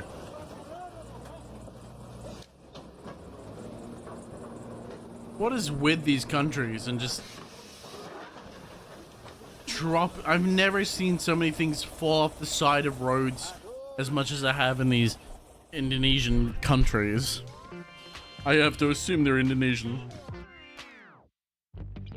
Forgive me if I'm wrong.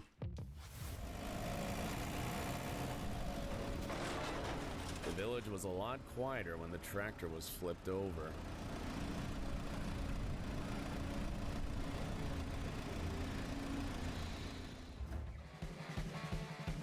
Did none of them check whether or not the engine's still running?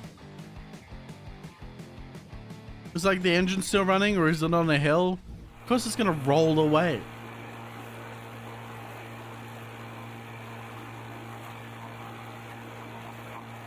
Oh. Oh, baby elephant.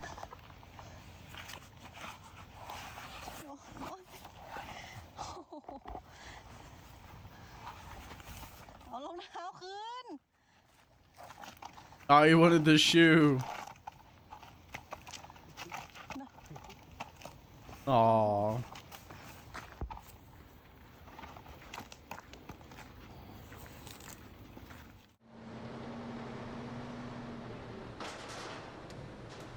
Ha! Oh, not one of these again. Push it back. Why did you even attempt to save it? You think when you're moving them back, you would move the actual things back on the tray, so that doesn't happen.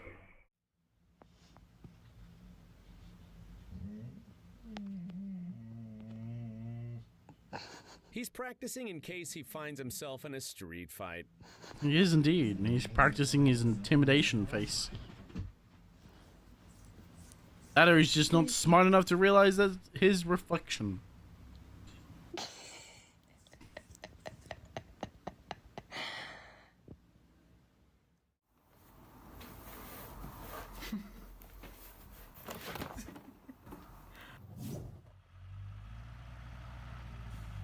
What?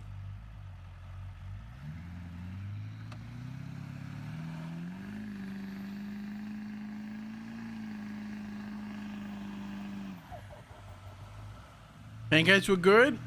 That's good. Bro's gonna burn out his engine trying to pull this fucking lorry out.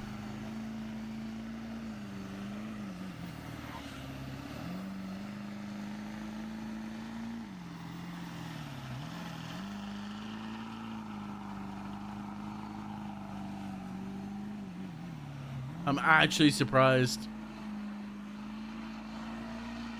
He's gonna blow something though. He's gonna blow out his transmission or some shit. Something's gonna give way.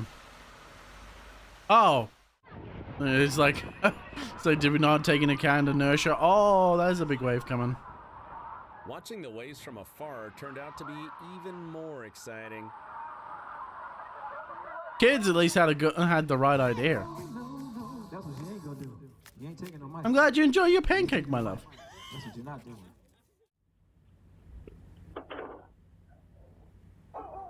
Right on top of the CS5.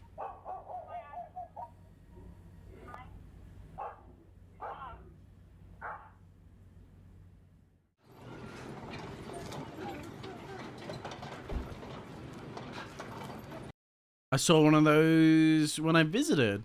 Those were at the wave pool, right? Possibly. Oh yeah, I could see. I don't think it was at our wave pools, but I have. I wouldn't be surprised if there are some with them.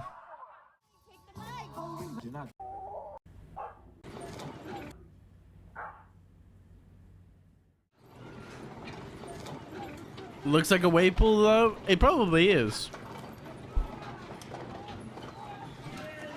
I just don't know whether or not it's an Australian wave pool.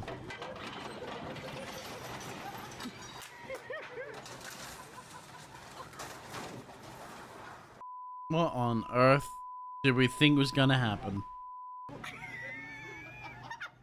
Like how it's got armored plating, like a fucking tank. It's got deflection plating. That's why it's like spaced out like that.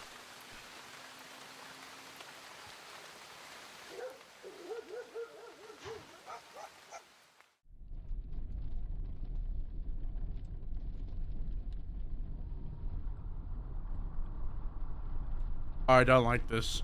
Oh, I don't. I would pull off to the side of the road.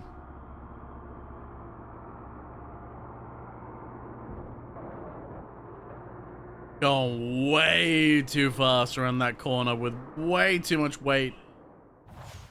I don't know what he thought was gonna happen. Oh, mate. Oh, no. All that rice. All that delicious rice right on the ground. The driver didn't pay attention to the weight limit. Instead of 3.5 tons, he was hauling 35. Idiot. Dumb fuck. It's so... Oh, no. O que tá acontecendo aqui, Bruce?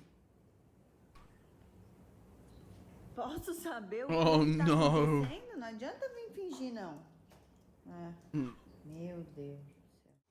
No, don't let him eat it. Pull it out of his mouth.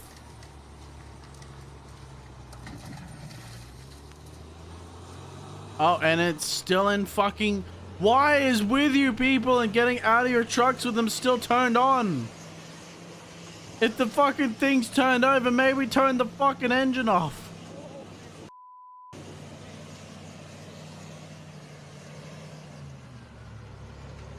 Or at the very least, be prepared. Oh my god, be prepared for if you pick it back up and it's on a hill. Prepare to chock the fucking wheels, dude.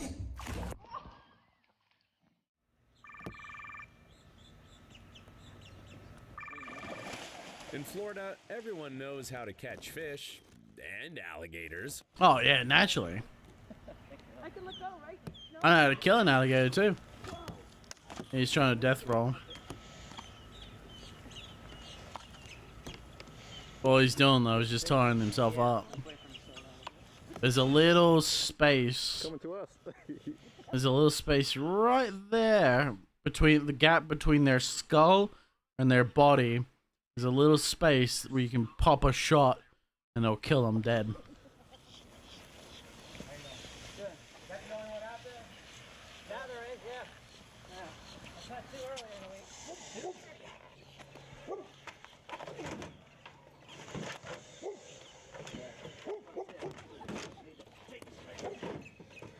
Yeah, just shove him in the back of the tray.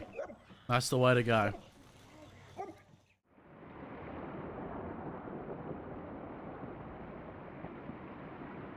Tempest of cats. Aww. It's a golden lab. Or is it a black German Shepherd? No, it's a black German Shepherd.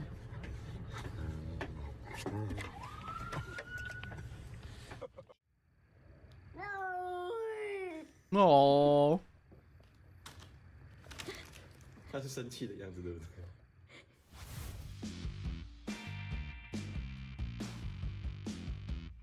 Uh-oh. Not enough ejection force. That's why people don't just hang out on golf courses. What? How fast did you think he was going that you could step off? It's pretty obvious who needed that win the most.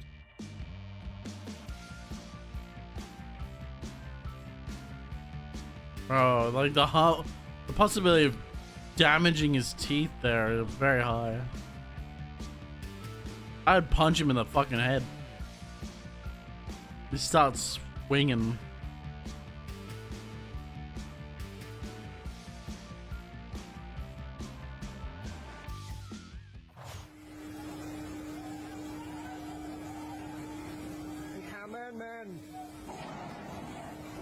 I swear these people don't take into consideration the weight of things.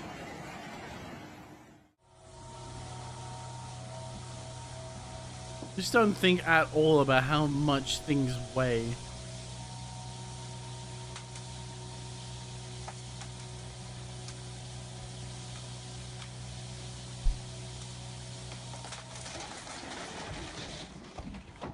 All of the welds and that just fell apart.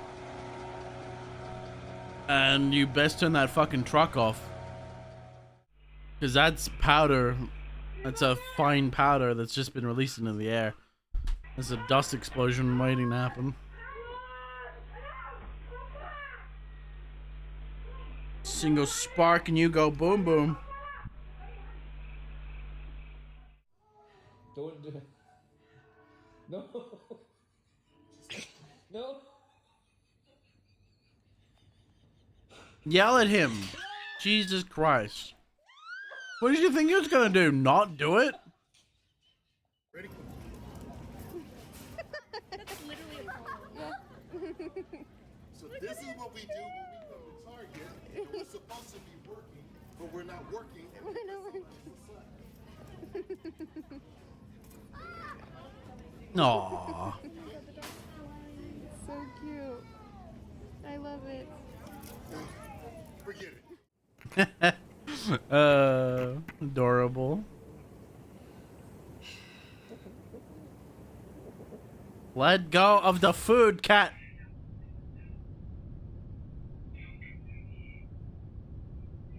Is that a snake? It is indeed a snake. That's what happens when you leave the fucking door open.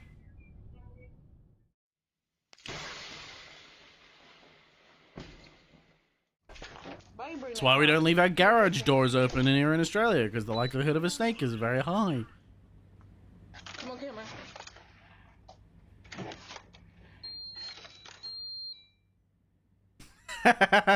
The face of I have seen God.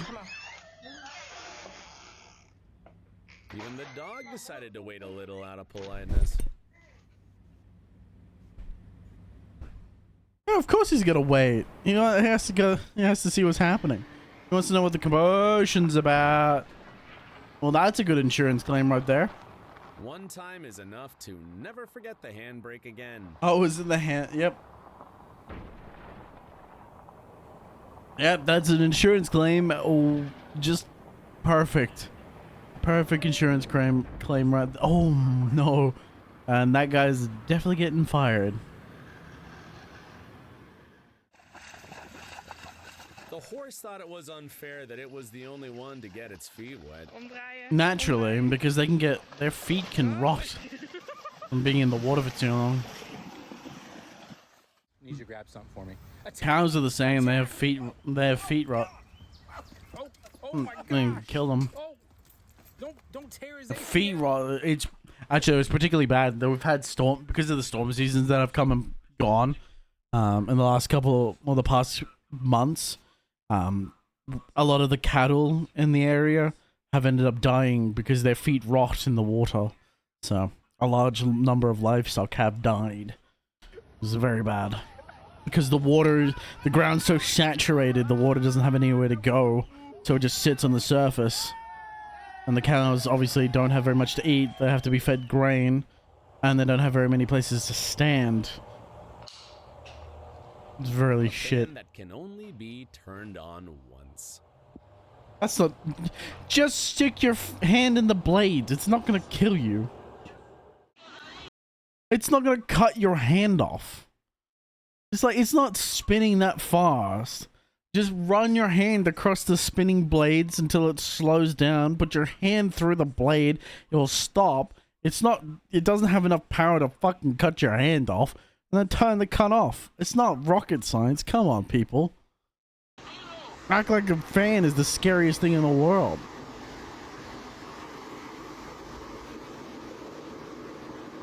Good idea. Well done. This is actually an intelligent excavator for once. He's actually digging his claw. So he's descending slowly. So he's trying to escape. But he's digging his claw into the gravel as he goes down to slow his descent while still maintaining a decent pace. Very intelligent, very experienced driver.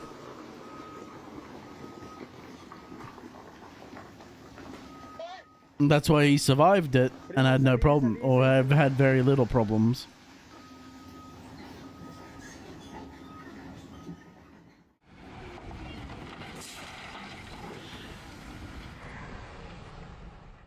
Fucking hell.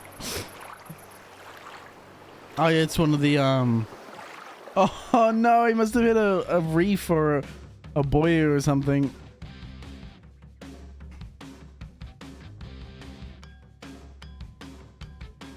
This just gave completely out. I guess she was like kind of holding on, gone.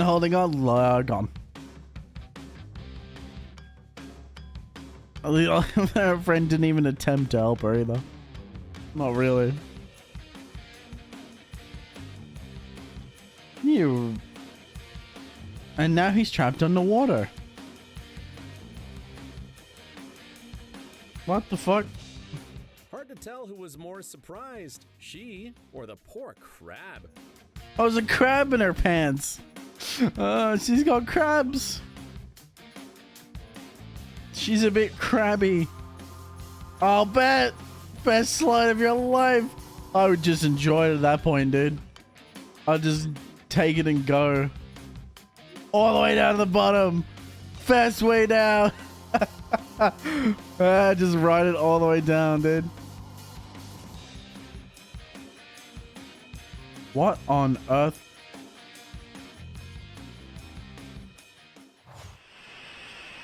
Oh no. I don't know who's the bigger idiot there.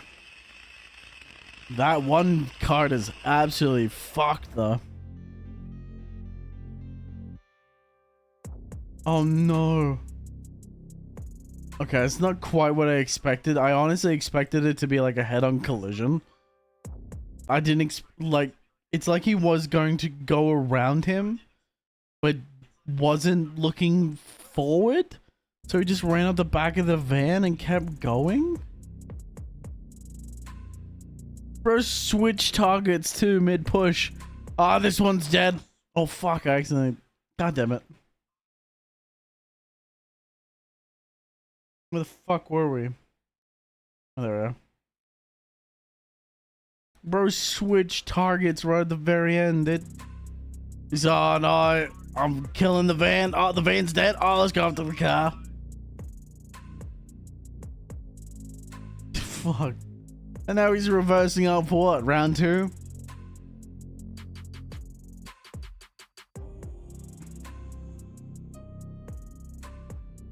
Unless he had a seizure or something. Oh, Mr. George. How much you pay for the new guy? 20 bucks? No, too much money. It's no good operator. Yeah. Oh god. Oh no. Oh, shitty camera. Shitty camera. And 2 trucks in a small scene. Yep.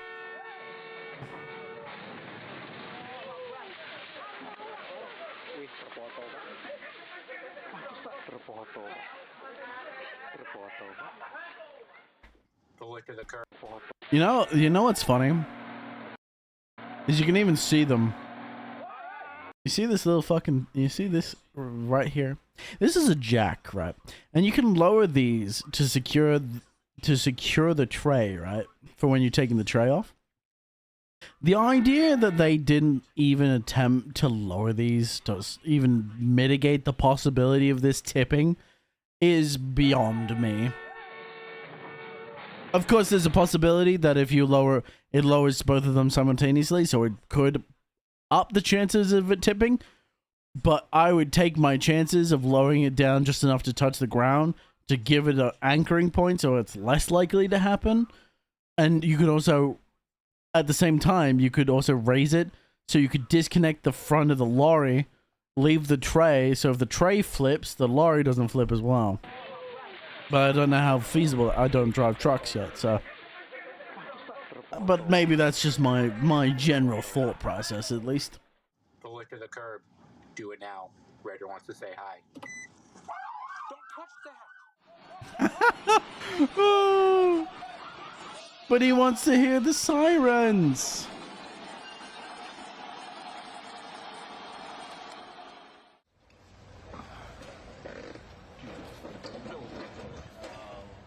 Oh no. Why? Why? Why? Why? Why? Why?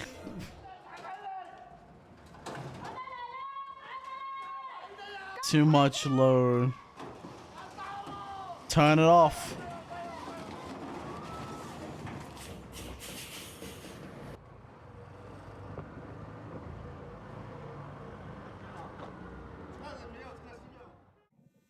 My goodness.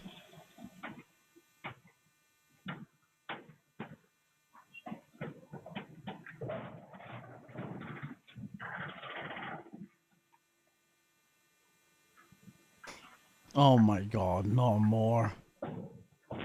Yep. Was that an inner tire? Or was that the airbags?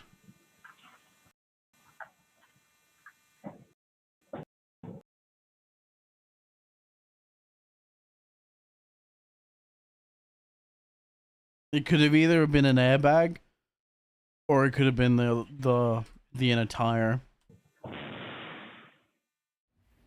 But there was no gas sound afterwards, so it's probably a tire. Because it'd have a rapid leak off if it was the airbags.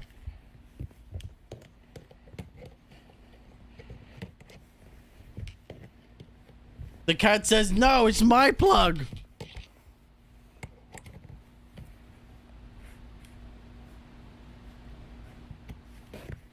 It's my plug, how dare!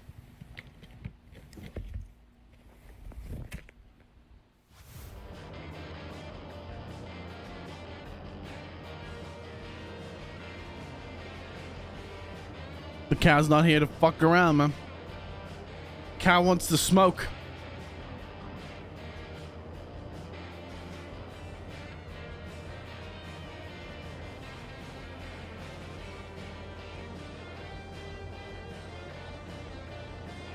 Cow looks really emaciated, actually.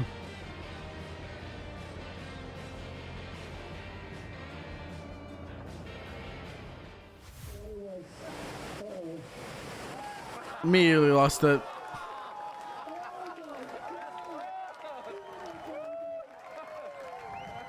Time! 2.4 seconds. Milliseconds.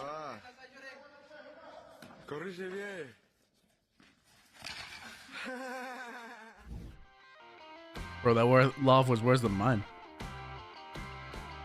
Oh, shit! That's some Final Destination shit right there. Superhero.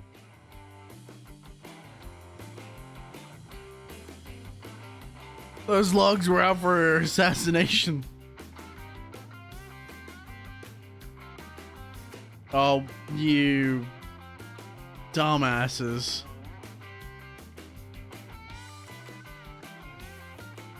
I hope the fucking radiators weren't fucked. What on earth? Who's the rookie in this? This is the most male thing I've ever seen. And I love it. It's not on a pallet, you dumb. Look at the pallet. It's upside down, you idiot. Go on, stand on it. It's gonna pop. Wow.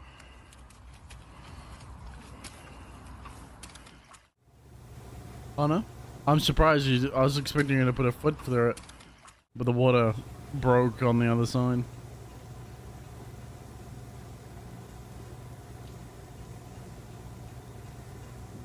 It's going in the water. Yep. Come on, you know you want to. Oh, I'm like, come on, you know you want to. You know you want to go in the water. So another thing I want to watch is this. Apparently, this is a Discord thing that I really want to watch because we've got Discord just proved what everyone feared. I imagine this is relating to the fact that Discord has gone public, and the worst thing that could possibly happen. Well, this one's exciting. This may be pretty bad. Users may have had their government-issued IDs compromised. The recent attack. Yes, I have heard about this. Hackers, well, they claim they've got nearly 2.2 million. quite a bit more than what Discord claims. Now this would be bad enough on its own, but it's also came at literally the worst possible time, because Discord is facing pressure from legal changes pretty much worldwide. Now these changes have forced them to ask users to verify their identities. So here's the question. How can they keep asking people to do that when they've already failed to protect users once? Well, that's it. You can't ask for a user's identity and users' identity information while at the same time losing all that information to hackers. And that's why I think digital ID is it's not going to work. I think they're going to attempt to implement it and it's going to fail horribly. And I think the only reason they'll repeal it is because it's going to affect the elite more than it's going to affect the common person. Story. I don't envy their position. They're facing scrutiny from the public and from governments. And there's more to this story than meets the eye. And none of this looks good for Discord, the corporate entity that very much has been gearing to go public. If you want to, do your IPO, a massive wave of bad news is pretty much the worst thing. Now, given what we've covered today, I don't think you'll be surprised to find out that I use Incogni. They are both today's sponsor and the easiest way for you to fight back. You see, when data leaks, data brokers harvest it up and sell it on. Like if I'm going to steal his content, I might as well watch his ad. Actually get your number? It's often that. And Incogni solves this problem by automating all of the Check out Incogni. you would otherwise have to do. And if you join at incogni.com/BellyerNews, you get 60% off the annual plan. Now here's how it works. You enter your information. That's it. It now works. It really feels like magic. You see, you've got a legal right to get your data taken down, but doing so means paperwork. Correct. That takes hours, and it's not. But you got to give them your data to get your data taken down. It scans brokers, it sends takedown requests, and it adds you to suppression lists, all automatically. Real smart. Continually rescan to keep your data down. Just take a look at my dashboard. 214 sent, 1 in progress, 213 completed, and I'm on 26 suppression lists, which really does give me peace of mind. And over at 156 hours, damn. You can get that peace of mind as well as 60% off an annual plan. So check them out today using my link. To kick us off, a lovely little thing, sarcasm, called the Online Safety Act launched this summer, and similar laws have risen up in Australia and dozens of US states. The EU has got legislation looming as well. And beyond questions of overreach or free speech risks, privacy concerns are what has dominated most. And the most immediate worry is this, that corporate bodies are verifying the ID. The thing is, I know for a fact it's not going to be very successful in Australia because they've already launched something like this before and it has not been used pretty much at all. It's not the first time Australia. So Australia has, we have a government or a digital ID, a government digital ID that the government was trying to enforce on everyone to use in order to log into their Centrelink. Our Centrelink is like our support system, or how would you say it? It's like your government benefits, or it's the hub for your taxation, so all your tax department stuff, or your Medicare stuff, which is your health insurance and all that sort of stuff. It's like the basis for all of that. It's the central hub. That's your Centrelink. For a lot of people, it's also a lot of the payouts for people who live without a job. So your unemployment comes from Centrelink. They're typically bogans or people that don't have any ability to get employed. But they have government ID. They have a digital form of government ID that they were trying to make you use in order to log into your Centrelink accounts. Because I remember distinctively getting very frustrated because it kept asking me to have a government ID to verify my account to sign in to Centrelink. And I would refuse to do it every time. I would call up Centrelink and force my way into my account through legal means, through Centrelink.com, like the actual phone network, because I refuse to use this bullshit government ID. And it's pretty much has fallen to the wayside because not many people use it. And I think it's going to be exactly the same, because who this risks really, and I think in time will prove me right on this. I know it's the one thing I somewhat disagree with Asmongold. I don't disagree with Asmongold as far as the implementation of it. I believe that they will try and implement it. I don't think it will be successful in the long run, purely because the people that it affects most are the higher ups. It affects most affects people of higher wealth classes. And the reason I know that is because who do you target when you're looking to target anyone? You're either going to target businesses or you're going to target the rich and wealthy. And the easiest way to target the rich and wealthy is to go after their identities. If you have to make everything in digital, then you're putting those identities of really rich people on display for the entire world, or anyone that's capable of hacking into any kind of government system and pulling a whole bunch of information. It's unreasonable to put everything online. It's just not viable in the long run. And I think time will prove me right that these digital IDs will fail whether people want them to or not. Of entire populations. Advocates like the Electronic Frontier Foundation, the EFF, have called out the potential risks here. They're fairly obvious risks, things like personal data that can be used for profiling, for identity theft, and things that are much worse. Now that data has been correct. Risks. Quite simply, the more data it's at high risk. Data resides in, then the higher the chance of. I don't understand the idea. Oh, it's going to keep you safe from identity fraud, and it's like, well, not really. It's going to make it worse. Well, you can say biometrics will save you. Biometrics can be tricked. Any system, there's a flaw in every system. Any system can be tricked. Obviously, the vast majority of the population aren't going to be capable of tricking any system, but you don't need the vast majority to do it. You only need one clever individual capable of bringing down a system will change a system forever. Risks and breaches. And now with Discord, those worries have been validated. Discord announced that hackers had gained access to user information, including government documents. With that said, let's dive into the inciting incident. Discord announced the breach in a statement that hackers gained access to user information with a limited number of users. Specifically, it was users who had contacted Discord through customer support or through their trust and safety team. MyGovID, that's the name of the service. Will be very relevant later on. And what the hackers got was Discord account information, limited purchase history, though thankfully not full card details or. Sorry, I was trying to think of the name for the government ID. It's MyGovID. That's what they tried to implement here. I think it still exists, but I've never touched it. I don't even know what the login for my MyGovID is. I think I created some long, complicated one that right at the very end of it says, "Fuck you, I'm not using this."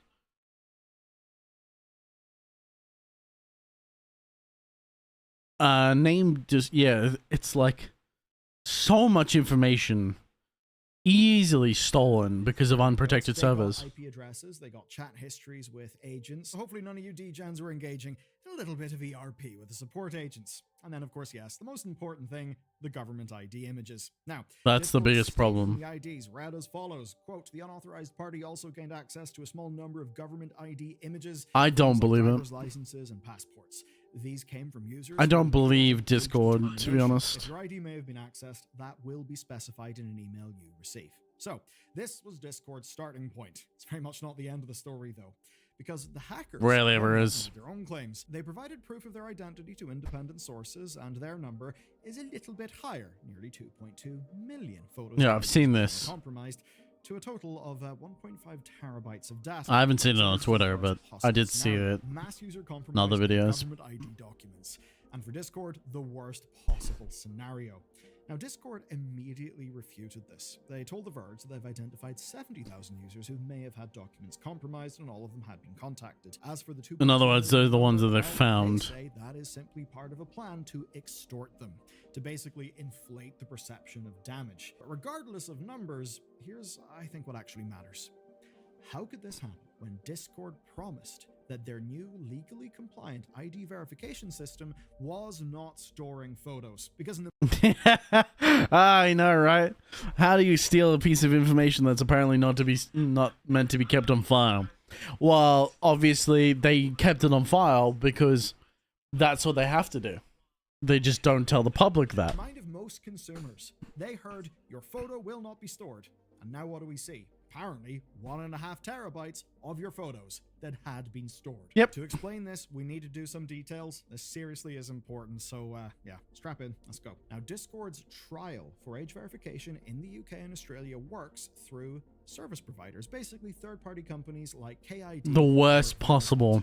Now, these companies maintain that all that they do, right, is they simply check information in a live scan and then they Bullshit. report a pass or a fail answer. So from Discord's point of view, all that they see is basically a checkbox that says yay or nay. So no things being stored in Discord's end. So you're almost certainly wondering, if that's true, then how could images of people's IDs even be accessed if, you know, they're not stored? Well, taking these companies at their word, there is actually a clear answer, and I can pretty much tell you. So It's gonna have some. were not connected to age verification. At the very least, not in that way. You see, No. the hackers claimed that they breached an account related to Discord, and that from there, they gained access to a Zendesk instance. Worth noting, Zendesk have denied that they were hacked, which is a bit of a strange wrinkle in this story, but the way this... It's not necessarily a hack, though. The thing about it is they said they gained access to the Zen desktop, which means it could have already been logged into, and they've just gained access through Zen desktop with while it was still logged into, so they never had to actually put in or brute force it at all. Story goes is that by getting this access, the hackers could get customer service data. Now that data included support tickets, and those support tickets, those are where the majority of customer information was. Yeah, because you have to resubmit your information. This hack is actually about Discord's policy on IDs that exist before the law changed. So this is where it's interesting, and here's how things used to work. So to take it from the top, Discord hosts servers where individuals may share adult content. Nothing like a cheeky fap with the boys. Now, they have policies to manage this fact, where they can flag an account as being an adult account or a child account. Children obviously get restricted from adult-only spaces. Naturally. What happens if somebody falsely flags another user as being a child, or someone simply enters the... You have to wrong supply and up? sufficient information. To solve problems like this, so they had to have a way for users to actually prove they were who they said they were. Because Discord can't just say, all right, I trust you, bro. Because if they did that, they, well, you know, could be sued into oblivion. So what they did is they would allow users to submit tickets where somebody would manually verify their identity via their government-supplied documentation. Oh, God. That's the key detail for this story. What I just outlined is how Discord was handling ID stuff itself. And that is different to the new system that is carried out by the verification companies that basically was spurred on by the UK's Online Safety Act and similar legislation across the world. Yep. So this stuff was done by Discord's customer support teams. Okay. Those were teams that are Discord in name only. Ah, okay. I understand now. Okay, so according to the threat actors speaking Yeah, to okay. the open computer, here is how things went down. This Typical. breach did not stem from a vulnerability in Zendesk, and it wasn't a breach of Zendesk either. Rather, it came from a compromised account belonging to a support agent. Now, that agent worked for what is called a business process outsourcing provider. Dude, really? And a BPO that was used by Discord. Now, I should say there's potential for this to be untrue, but it does at the very least align with how Discord described the matter to the public already. So, as best we can tell, here's the reality of things. From Discord's does not have perspective. their customer service in-house, right? And actually, almost no big companies do. No, 'cause it's too especially in tech. expensive. And the reason why is fairly simple. Customer support is expensive and it is staff intensive. It's a sort of thing that traditionally is seen to only really be able to lose a company money. Obviously, I think that is absolute bollocks. No, it's a I have total really good bullshit. Customer support experience, and it's obvious a company has actually invested money in that. What does it tell me? It tells me this company actually cares about me as a customer because they invested money in my experience. That's a story for another day. Yeah, they rarely ever do that, though. They outsource to other companies. It's easier to outsource it to India and have Rajesh, whose English name is Jonathan, try and deal with your Discord issue, so you submit your real ID to him. That way, I mean, we've seen this, right? We've seen even scam centers like get hacked into with a very similar process. So I can understand if it's being outsourced, depending on who it's being outsourced to. But I believe a company like this would probably just be outsourced it to the cheapest fucking thing available.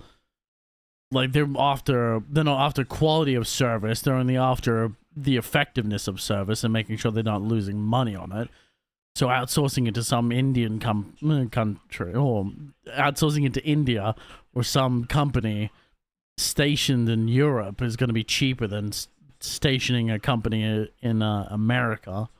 Offer to do it more cheaply than could be done in-house.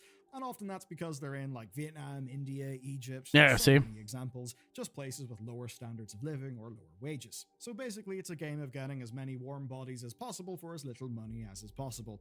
Of course, that will precisely be outsourced to AI fairly soon, or, outsourced to the other form of AI. Actually, Indians. Don't know about that story, but it was pretty damn funny. Anyway, in theory, yeah, the thing is also true. What was it? The Amazon AI bots, the ones that were supposedly scanning. Oh, you just grab it and go. It was not AI at all. That was great. Like the ones Discord are using in their trial in the UK and Australia. But those third-party ID companies are single-focus entities. They are entirely designed to do ID verification. And that usually means they've got strong ties to regulators and they've got bespoke tools.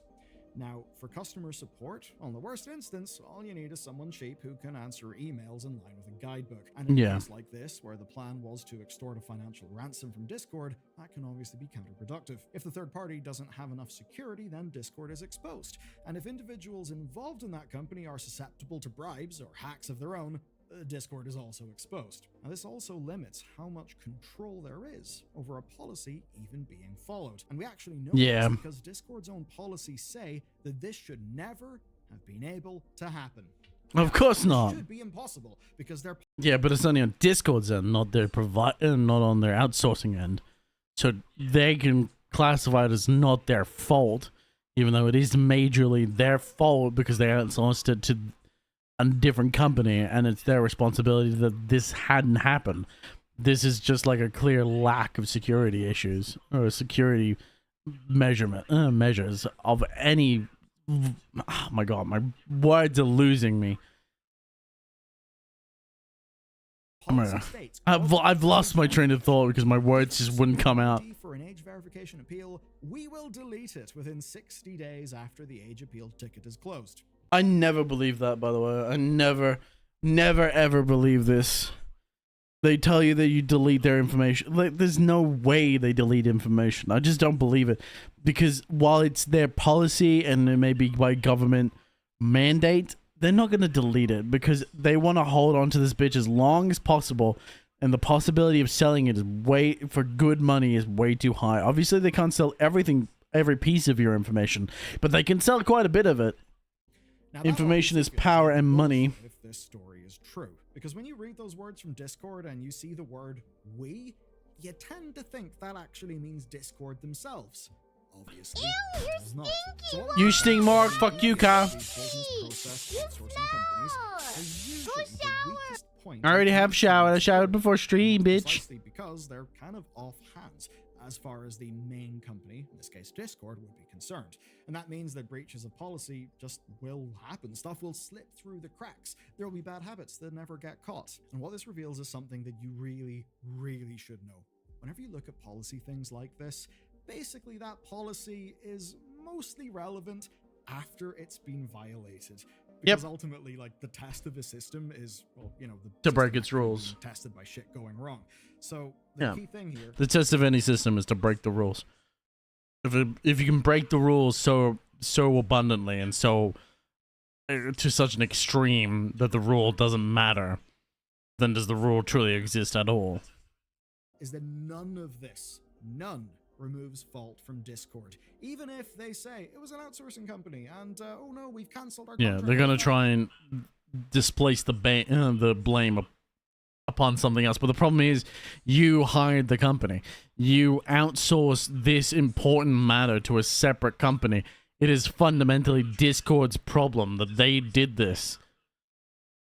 They are responsible for the loss of information. Because Discord is responsible for vetting and reviewing that the security and the data management processes of their suppliers are actually following their own rules. Because 100% has a policy of ID deletion, and it turns out their partners weren't deleting the ID, It's their bad. That's wild to me. Discord should be auditing that shit on the regular. And unfortunately for Discord, But that costs money. And why would they go through their outsourcing companies just to audit their fucking shit when it's too expensive to do that? It takes too much time, far too expensive. It's cheaper to just ignore it and let the outsourcers deal with it.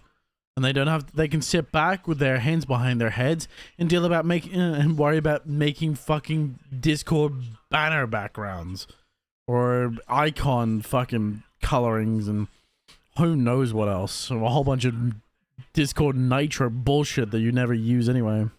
They are going to have to take responsibility for this, Al, at the worst possible time. Because there's a whole other dimension to Discord that you very well may not know about. So when I say Discord really didn't need another controversy, it's actually because, well, before the US government shutdown, the company's CEO got called before Congress. Obviously, that's ended up being delayed. But what was going on is Humam Shikani was... It's not going to end well for him, I bet. ...before the US House Oversight and Government Reform Committee. And there he would have to answer questions alongside executives from Reddit, Steam, and Twitch. Now, these questions were on how they were trying to prevent extremists from using their services. And that's for fairly obvious reasons. So now Discord are going to have to deal with that, as well as the rising tide of US state legislation. Legislation that is demanding they protect children, verify IDs, and ensure that users' privacy is protected. So restricting adult sites is so dumb. With the public in order to accomplish all of that, and all of this is of course in service of it's also one thing I disagree with. It's not the responsibility, it should not be the responsibility of the platforms to restrict who uses the platform. It's the responsibility of the parents to ensure that their children are not accessing platforms that are not of their age range. It should not be placed upon the ignorance of the ignorance of the parents should not be placed as blame upon the companies in which service or create a service, right? YouTube is a service meant for everyone above the age of, I believe it's 16, right? So it's not their responsibility and they do not hold the blame for having someone underage watch the content on YouTube. The blame holds squarely to the parents themselves. And I only speak about the children's responsibility, like the child side of it, because the extremist platform, the problem I have with that is who decides who's an extremist, right? Like, who you decide is an extremist comes down to who's in charge, right? Because most people will say that an extremist is anyone that goes too far into inciting violence and all that, and that's very easy to classify. But the problem comes down to when that person is agreeing with you and you're the one in power, and that view doesn't seem so as extreme anymore. Their ultimate goal, at least currently, which is to do their IPO. And here's why that's awful for a lot of the powers involved, okay? So you see in a company like Discord, they start with the seed round. And you're like, also, I hate these fucking animations. They're so ugly. Got Series A, Series B, Series C. They're getting all these heaps and heaps and heaps of money. Now, the whole point is eventually that the company will become private and very profitable, or perhaps sell to another company. We actually believe they tried to sell.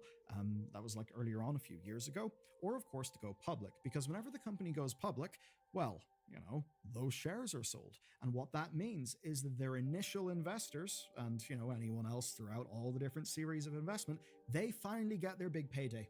So a hell of a lot of money wants them to go public, and to go public successfully with as high a price as you can manage. Guess what? You need to not have drama like this. Too bad. Fortunately for the business, and the drama's only going to keep coming. Is what they have got. And it's only going to get worse. Good news. You should check out this story next. All right, that was a whole bunch of information I hadn't learned about it. That's good to know. They're going to get a lot. I think the drama for Discord around this is only going to get worse over time as well, dude.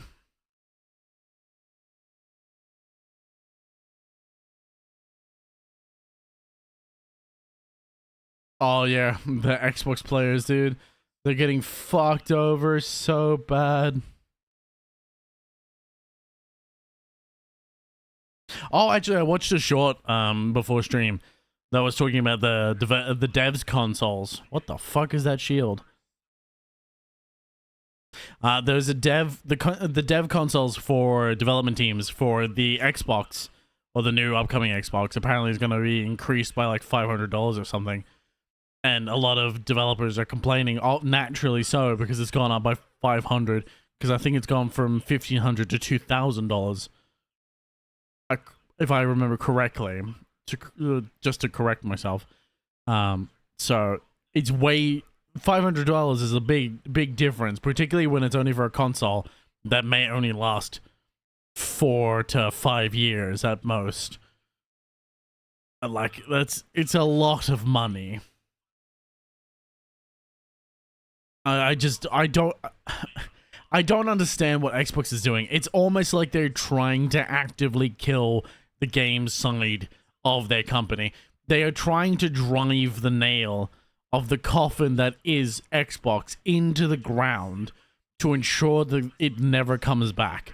It's like Microsoft want Xbox to go away because they're losing so much money to it that they just want a reason for it not to exist anymore. And the best way to develop a reason for it not to exist anymore is to force it to pretty much force it into the ground. You are burying Xbox alive.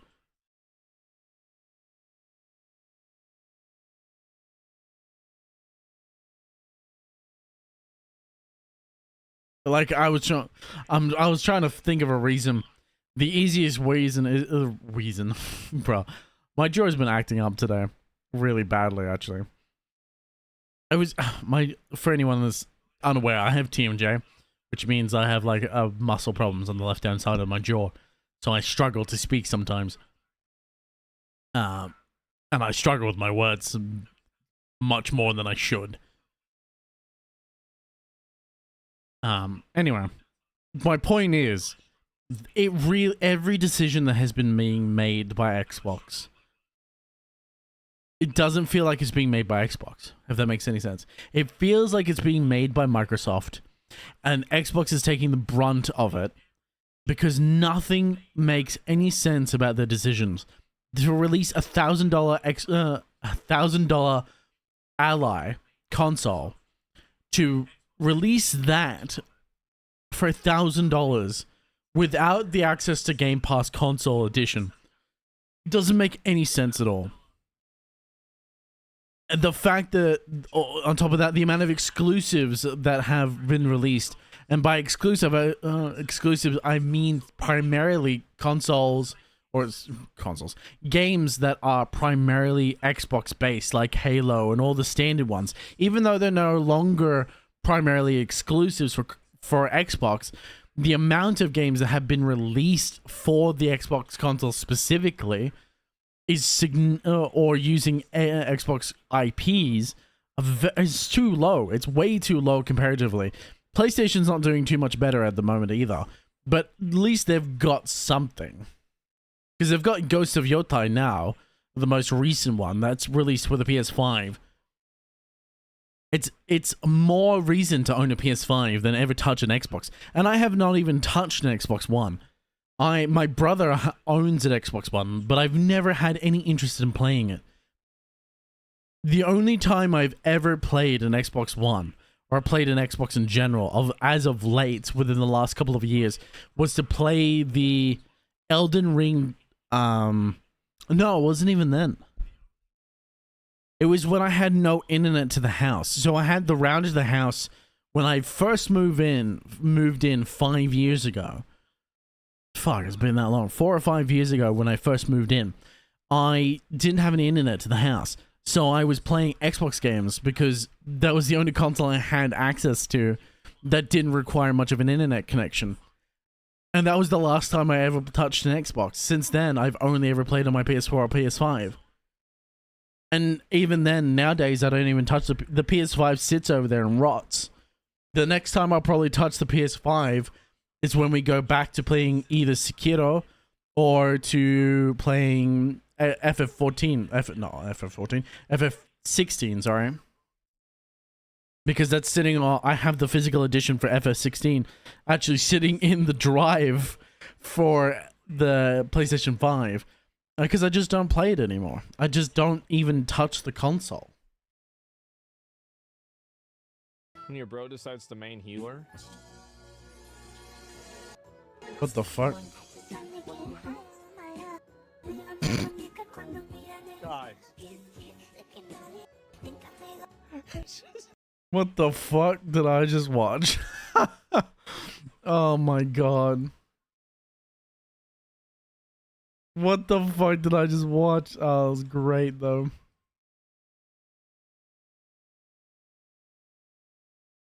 I mean, he's probably no wrong.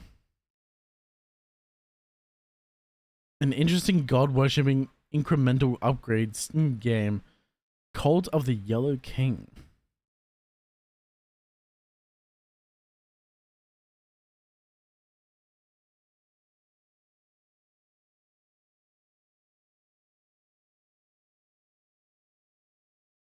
It's a demo, apparently. I'm only interested in the let me have a quick look at this. What is the gameplay? Your pairs for 50 insight. I have 0 insight, I have no knowledge, and I have... How do I get any of those things? I guess I can get another one? No, that's done. We can only get one of those. We could get... Oh, it's like a cookie clicker? Holly? What these are. Just to kind of remind me what each one is. Yeah, it's like a cookie clicker or something. No, I'm good.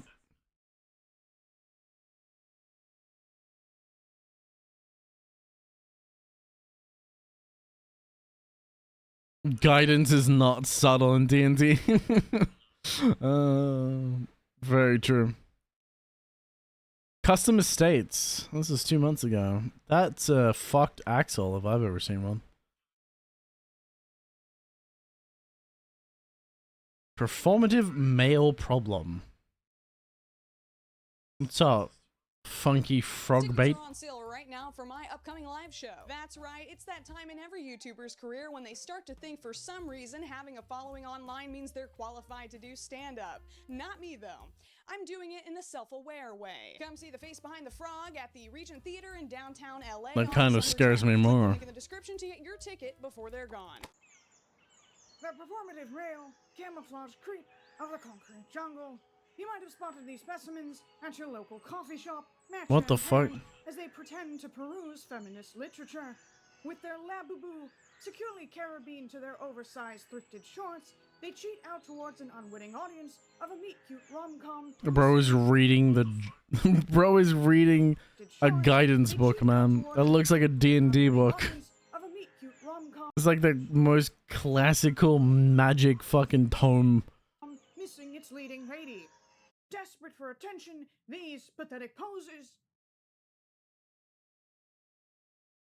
Aw. Fuck!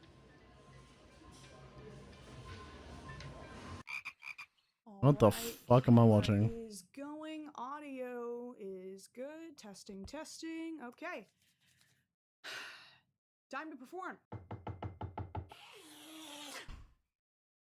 While videos about the performative male have been circulating since 2024, the label really started to trend this past summer. Comedy skits have been rolling in. Get Ready With Me's recorded safely behind several layers of self-awareness. Crowds gathered together for I haven't heard anything about this. in cities across the world. Houston, New York City, Chicago, Seattle, I don't even... Ottawa, Sydney, Jakarta. This what the fuck? Transcended borders and language barriers, uniting communities in ways we haven't seen since Kendall Jenner handed that cop an ice-cold Pepsi. Fuck, that was years ago. Performative male, no one knows the last one. Okay, let's see. Matcha, Claro, have a good credit. What?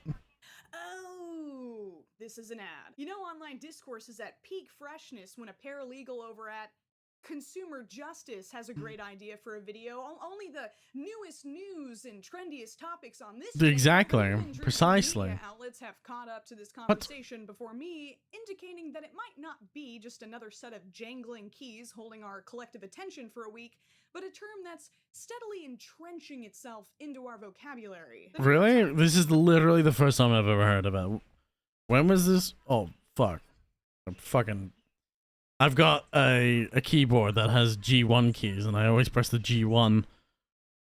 When was this released? 3 weeks ago. Oh, bro, I've never seen this before. I've never... Oh, this is the wrong one. 4 days ago. Okay, that makes more sense. I'm like, I've never fucking seen this before. I don't even know what the fuck this person is talking about. But I think this, judging from what they're saying, is this is a primarily TikTok based, and I don't really watch TikTok. The Washington Post, Forbes, The Guardian, reduced to TikTok translators for your parents. Somewhere, there's an editor-in-chief day drinking while working remote with his head turned towards the ceiling of his penthouse screaming, "God! I wish there was another war so we could talk about something normal!" That's what the funny thing is. I doubt it's even a male. What actually is a performative male, though? If you're asking yourself, I can this gather. question, all you need to know is that I would do anything to trade places with you, to frolic through the field of daisies that is your chronically offline life. Please, this knowledge is a curse. Performative male is just... Bro, I've got enough curse knowledge in my head that this little fucking tidbit, this little small nugget of information is not going to even so much as eclipse the vast quantities of crap that I have in my brain, man. The curse knowledge in my library of that is my brain is too much. Mr. Hands is just but the surface. This is the surface of the meat spin. The dead meat spin that continues far beyond Mr. Hands. Anyway, I'm talking shit now. Yeah, see, I don't read fucking headlines either. These are all fucking dog shit bullshit stuff. To try and get laid. Damn, the Halia Chang over at GQ magazine is serving up some... Yeah, that was called The Male Feminist. Back in 2016 when I was watching all the Gamergate stuff, it was called The Male Feminist, who would team up with feminists purely to get in their pants. So we've just graduated from male feminist to performative male. Is that what's happened? According to Wikipedia, because yes, there is an entire dedicated Wikipedia page for this, the performative male... That does not surprise me at all. Wikipedia is also the same company, mind you, that goes in and actively edits based upon their political views, I would like to remind you. Matcha Man... Yeah, no, I'm not calling them that. Is apparently the next evolution of the 2010s soft boy, a hipster variant who seems interested in female-dominated hobbies or exhibits behavior associated with femininity. Much yeah, like the pirates of the 17th century, the male feminist. They're only in it By the for sounds of it. booty. Yeah, bro, 2016. This is the brand new reinterpretation of the male feminist. I was right. Okay. We've just renamed it as humanity has a tendency to do whenever a new phenomenon arises.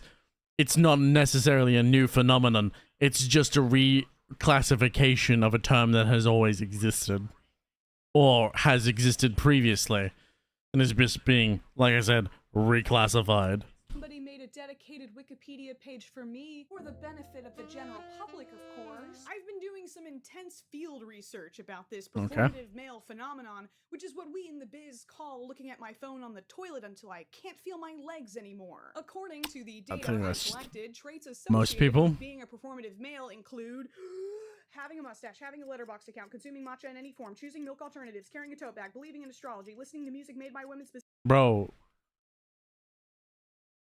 Racism for white people. Or racism for white women. That's what that is right there. Believing in astrology is just racism for white women. Loewe, Biba, Doobie, or Claro, owning physical media like CDs, cassettes, or records, carrying menstrual products, wearing wired earbuds, wearing thrifted clothes, wearing jewelry, wearing keychain toys, reading books about feminism, reading books by women, reading books outside, reading. You silly sluts. Everyone knows boys don't read. I left a like on the... Yeah, it's not like that we had a large culture of fucking reading back in the day, because to be an academic was actually seen as a high-class society. Like, because of the turnabout of the Enlightenment, being able to read the books that were published by men or women of any kind of note, authors of any kind of note, forgive me, was seen as a status symbol. If you were kept up to times with authors and kept up with books as a general, how would I say this, as a general attitude towards society. I might just speak.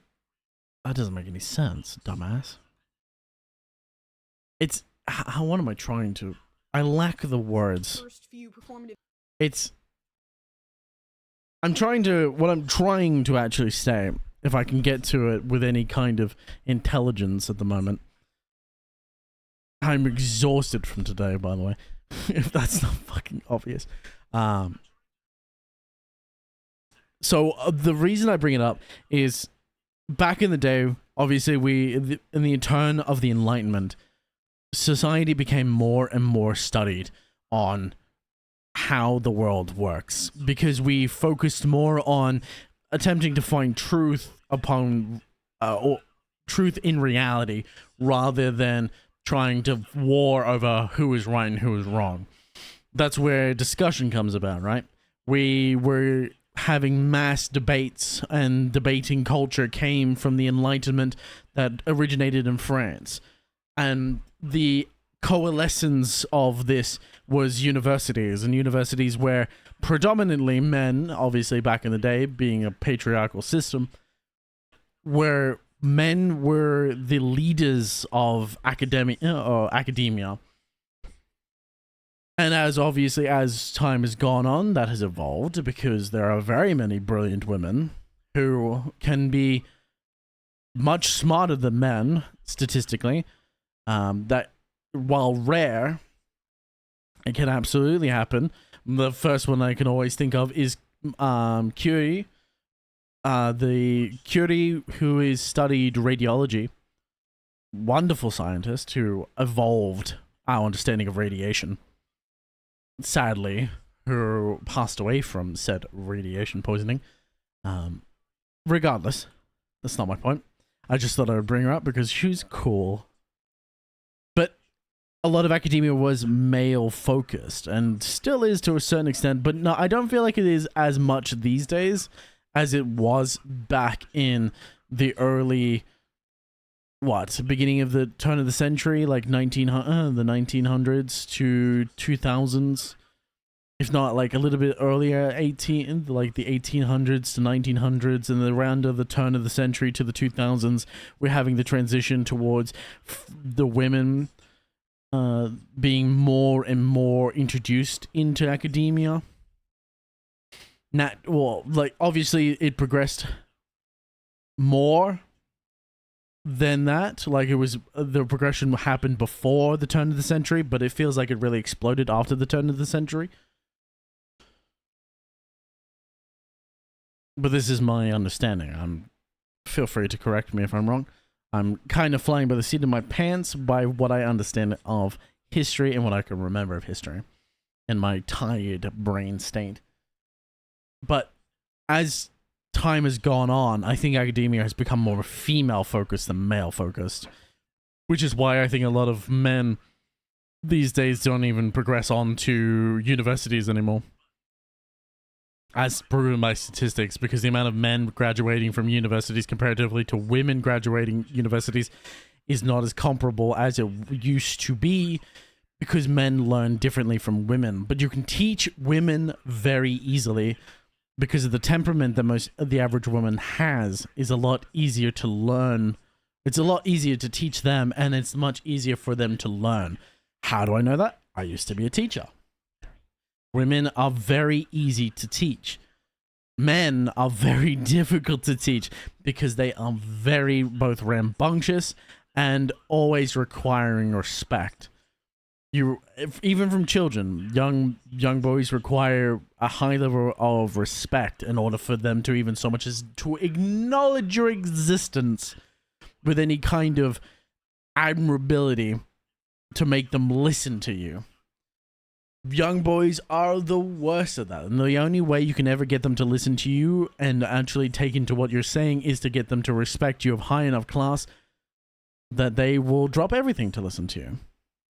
I used to teach young boys all the time, and my entire thing was teaching young fellas how to play the didgeridoo, and the only way I could get them to even so much as listen to me was to prove that I am so much better than them at the instrument that they want to learn, that it makes them respect me to such a high degree that whatever I say, they will listen. A lot of teachers these days don't have that kind of mindset, which is why when I was still teaching, they were always so befounded.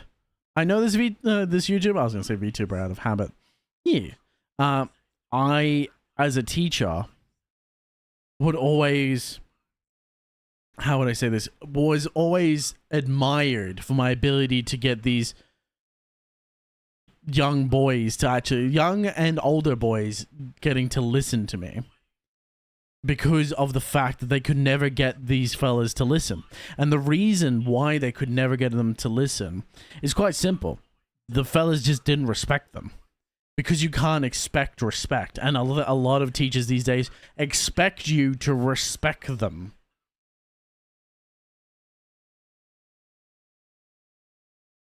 I've gone on a rant. Apologies. I can't even remember how I got back here. I like to rant. Oh, fuck, I pressed G1 again. This is the performative male. Oh, I was talking about the Enlightenment because that's really... I was trying to talk about reading and how important reading is.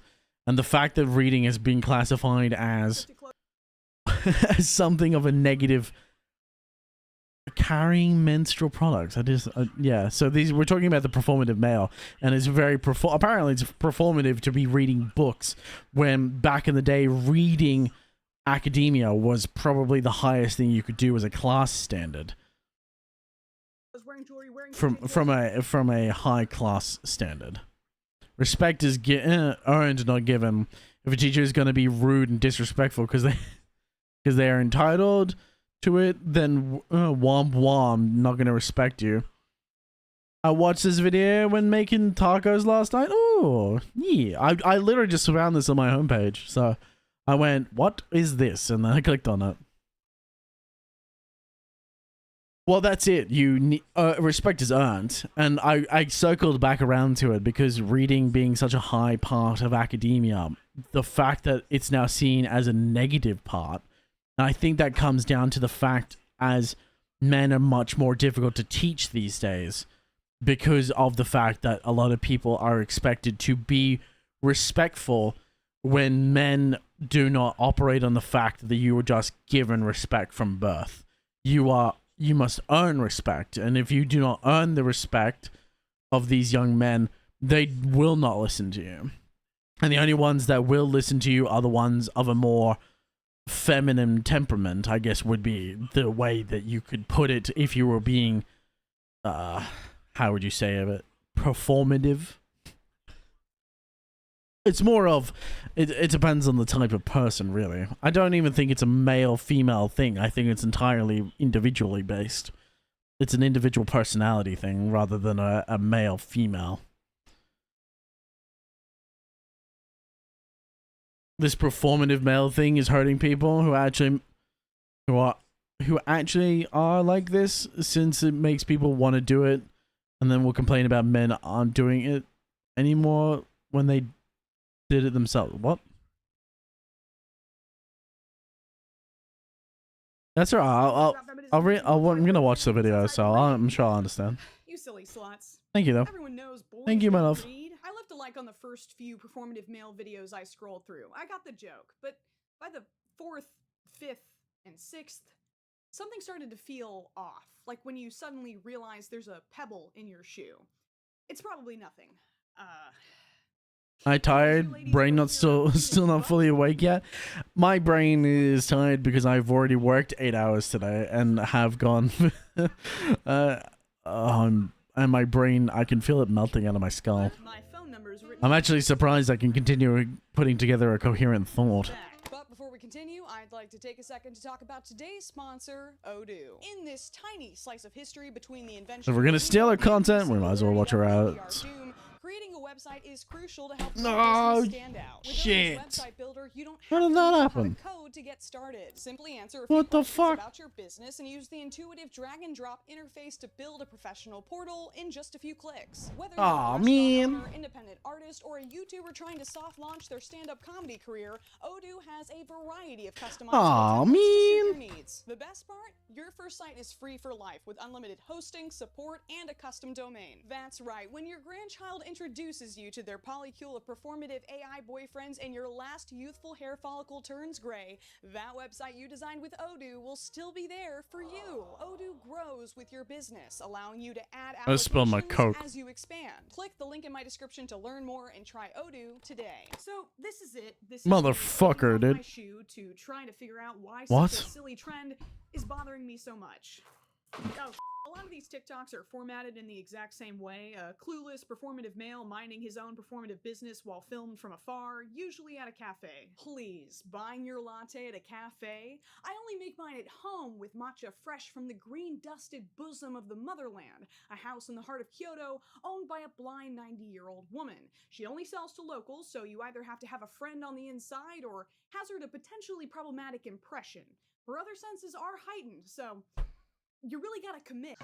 Is that how that works? Whatever I want. This is a very tired, I mean tried and true technique. The format of the modern freak show. Our job as the audience is to gawk and squawk at his audacity while throwing peanut shells between the bars of the cage we are also trapped in. There are so many of these, and most of them are... I mean, it's pretty obvious after a few seconds that they're fake. It's supposed to be satire. Yes, Friends or obviously. The account owner themselves dressing up for the bit. I mean, surely the average TikTok user has the bare minimum amount of intelligence to realize so performative. Who does he think he's fooling? This is what. Yeah, we're talking about TikTok with it. I'm sorry, my love. I'm gonna call you out. The average person who watches TikTok is enjoys nails with their cereal. I'm not calling you stupid, by the way. You just watch TikTok. You're not part of that percentage.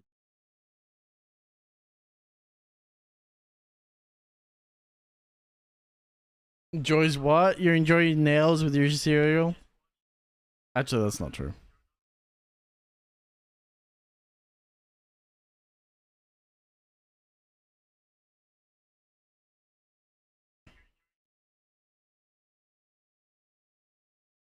I say that when I've just spilled Coke all over my desk. I'm spending time cleaning it up. Yeah, I must admit the level of intelligence from most people on TikTok is not very high. And I'm sure you will agree with me on that, my love.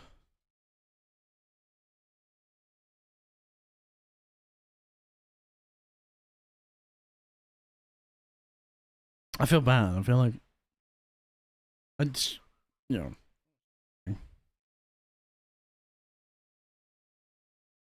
To be fair, the what age range are we talking about when it comes to TikTok is particularly low.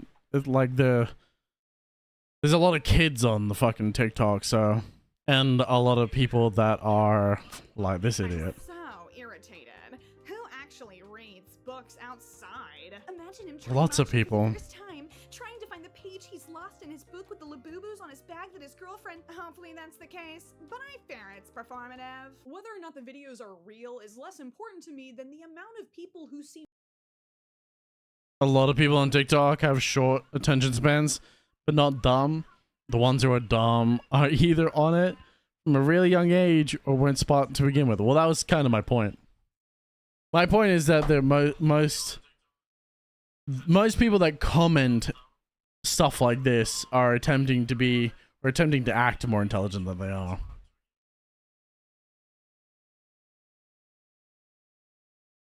They want to feel important and intelligent by mocking something that they have little understanding about.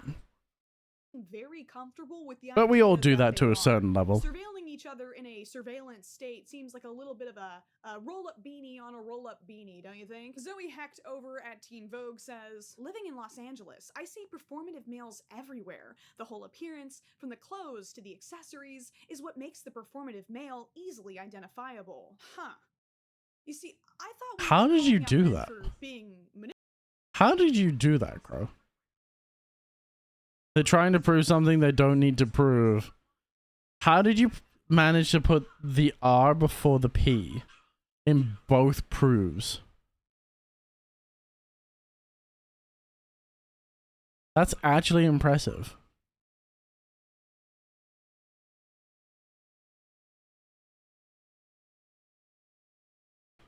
I'm actually impressed. manipulative. How are you visually identifying I've them? just Are you realized that. scanning them as you walk by with one of those metal detector wands they use at the airport to check their purity of heart? Are you lugging around a big rock with a sword in it and challenging them to give it a yank to prove they're worthy enough to opt for oat milk? While there are plenty of Ugh. comedy skits where the performative male character explicitly disrespects their date, I'm almost done with this chapter. I only read books by females. I'm opening up a woman-only pronoun-free coffee shop. Oh, that's interesting. Excuse me, I'm talking right now, sweetie. or clips of performative male What the fuck? contestants giving melodramatic speeches. I am here for the woman. They make me so angry. Why should I be the winner when the real winner are the women we made along the way? A majority of performative male content doesn't have this context. They just kind of show a dude existing, and you can really see commenters struggle with this. All the jokes about being I'm so feminists just make me feel like I look performative for just doing things I normally do. Well, this is about the ones that pretend, so what's the issue? Like 99% of them are pretending. It's not just some. And how are you? So much of this type How of are you to determine that 99% of them are pretending, Miss Judge, Jury, and Executioner? I stuff, but I not just just care. performative. The point is that this isn't even their actual personalities. It's just a facade. Everyone has a facade, though.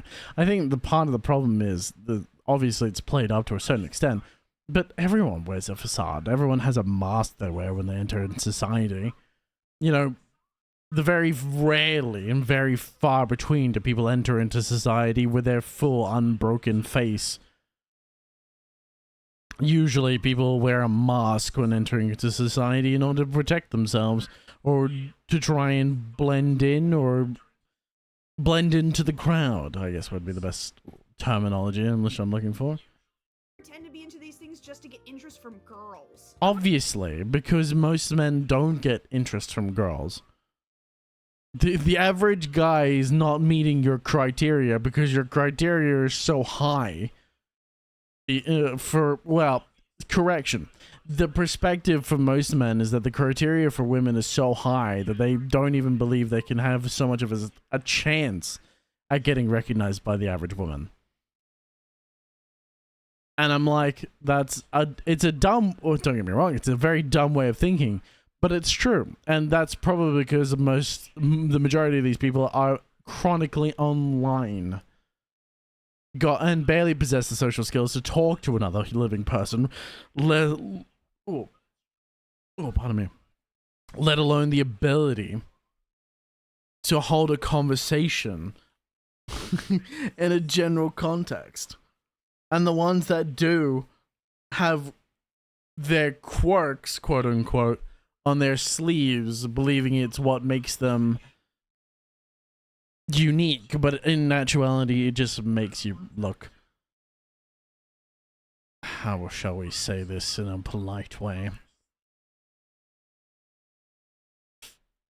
undesirable.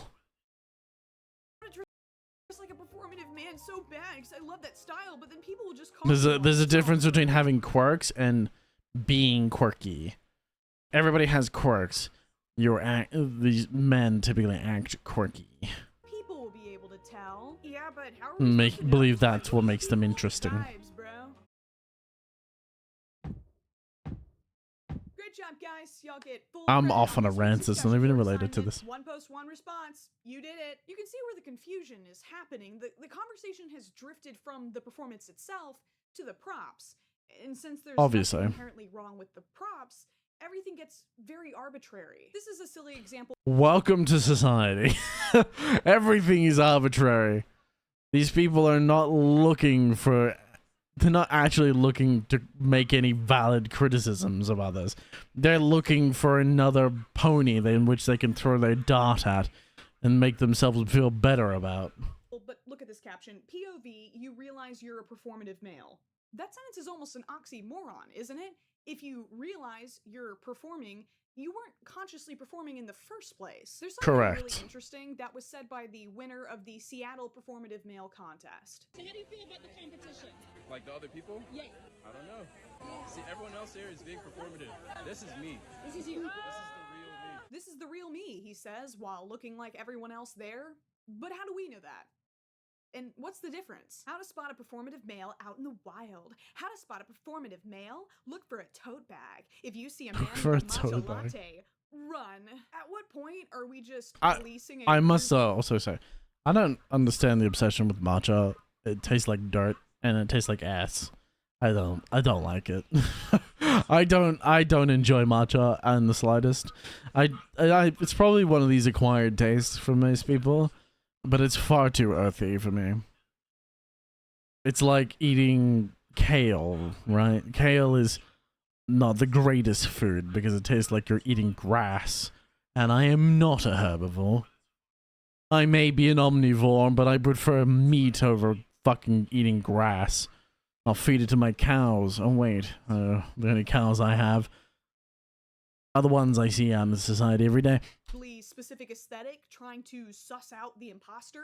I'll feed them grass. Reference for you 12-year-old. The fixation on matcha is especially weird to me. There's this recurring joke where the performative male character spits out his latte because he secretly hates it.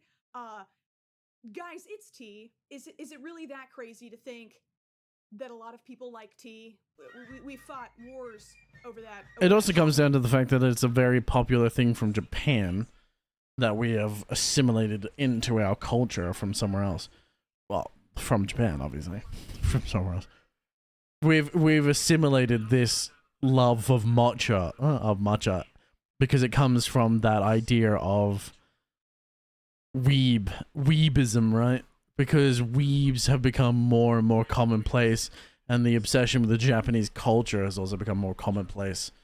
So the idea of people liking matcha was obviously going to become more common as well, but because it is a common flavor type, and it's popular for a reason, because people like it.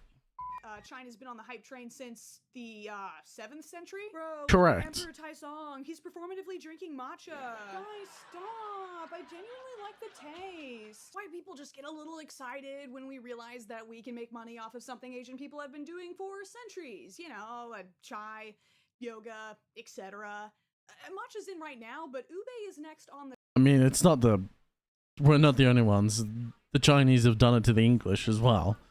With things, I had one off the top of my head. Oh, opium. To the very clean... Opium didn't technically exist in... That was a British culture then, which we brought over. They had something... I believe they had something very similar, but I think opium culture started when the British invaded and claimed control over Hong Kong, because a large portion of the trade and the opium road was into China. It was from the west to the east. So we've done it in both cases. We're humans. We take from every culture. The west takes from the east, and the east takes from the west. It's a common practice. I don't understand with this obsession of hatred for taking something that another culture has done for centuries is a bad thing. And I'm not conflating the fact that... I'm not saying that's what she's saying. I'm just saying that it's not necessarily inherently bad to do something that another culture has been doing for centuries, because obviously if they've been doing it for centuries, then there's something probably good about it. And imitation is the greatest form of flattery. Particularly in Japan, who love the fact that people mimic them. So it's the same reason when foreigners come over, they encourage them to wear kimonos and stuff. Because they like it when people enjoy their culture. They just don't like people like Jake Paul. And the other fucking cunt that's been locked up in Korea that I can't even remember. Johnny Somali, that's the one. Johnny Somali, you can go rot in jail. I hope he does. The shopping block. Sorry, Filipinos, it's your turn. Better start stockpiling. Can I submit wasabi as our next cultural flavor obsession? I like my men like I like my wasabi flavored peas. Hot, a lot of them, and making me cry. I hate myself. I know that in the eyes of I can many, tell. my she-woman Sorry. man-haters club card has been punched enough times to get a free side of fries, but some of the responses to this performative male trend have really bummed me out. I really thought the performative male stuff was cute at first. People are, you know, having competitions, who's the most performative, poking fun at themselves. And then I started getting some trolls. This is the comments lamest on dress YouTube. style. One on a video about my husband changing his style, another just a friend talking about what they got in Tokyo. And it was like, oh, this is so performative, or like you turned him into a performative male. I was walking downtown in the city I live nearby. I have just a very basic fit and this cool bag. And some woman came up to me and she just kind of came up to me and was like, hey, just so you know, what you're doing is performative. So, did we get those This is pesky the fake feminists yet? Like, surely the joke is lamest Can fucking. we keep the comment section off the crosswalk? I don't want TikTok behavior in my neighborhood. Don't make me an ally of the HOA. Let me enjoy my matcha at my tote bag.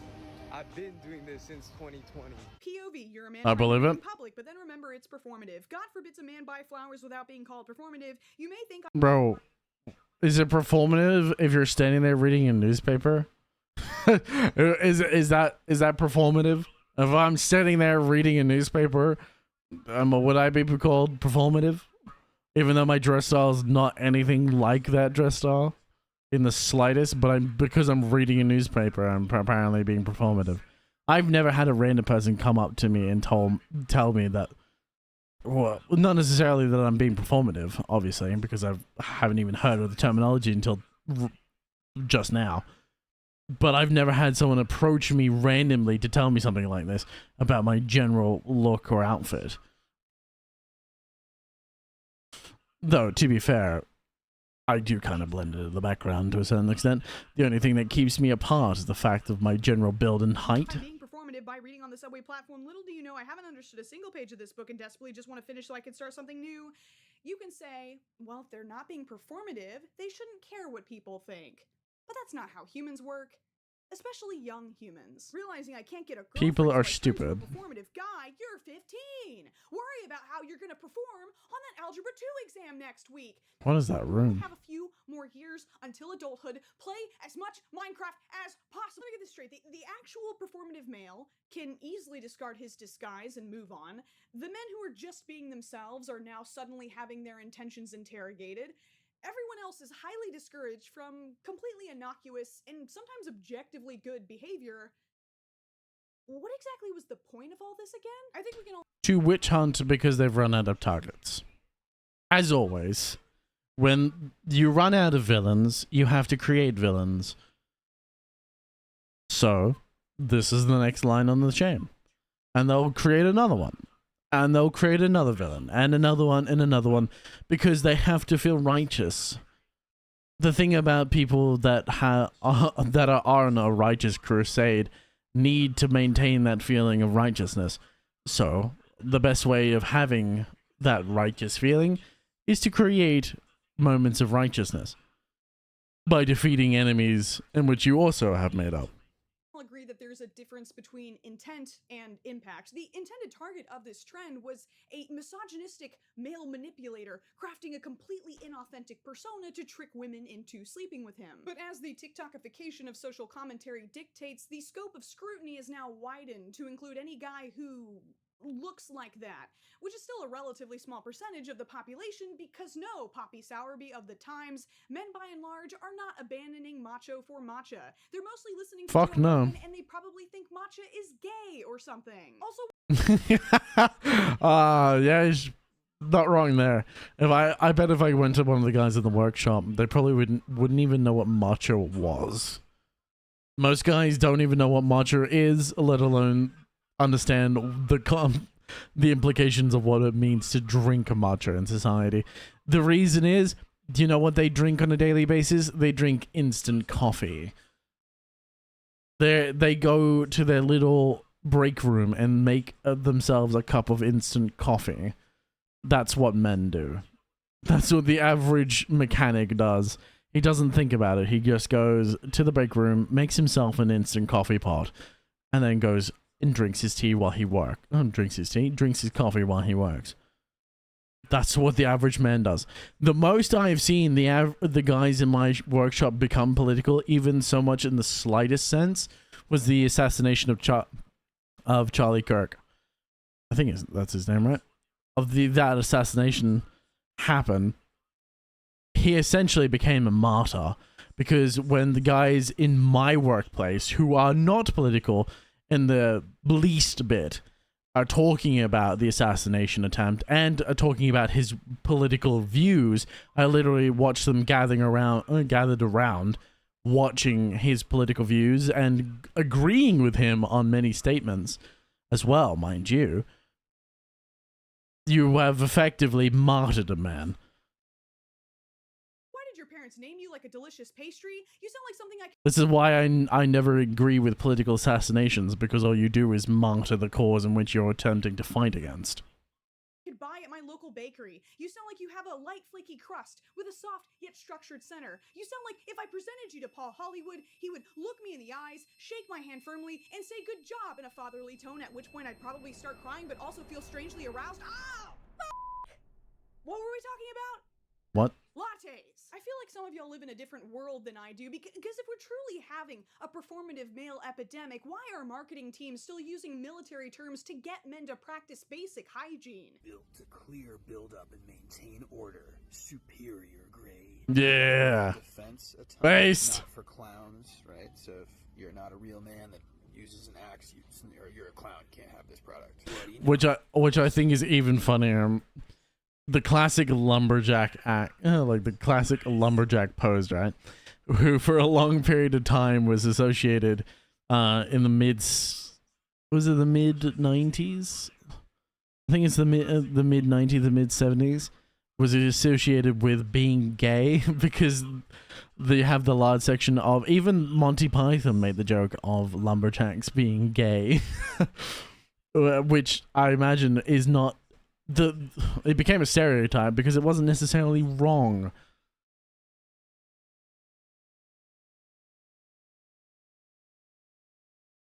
It's like the lumberjack song. If you've never heard the Monty Python lumberjack song, that's 100% a need to watch. It's wonderful.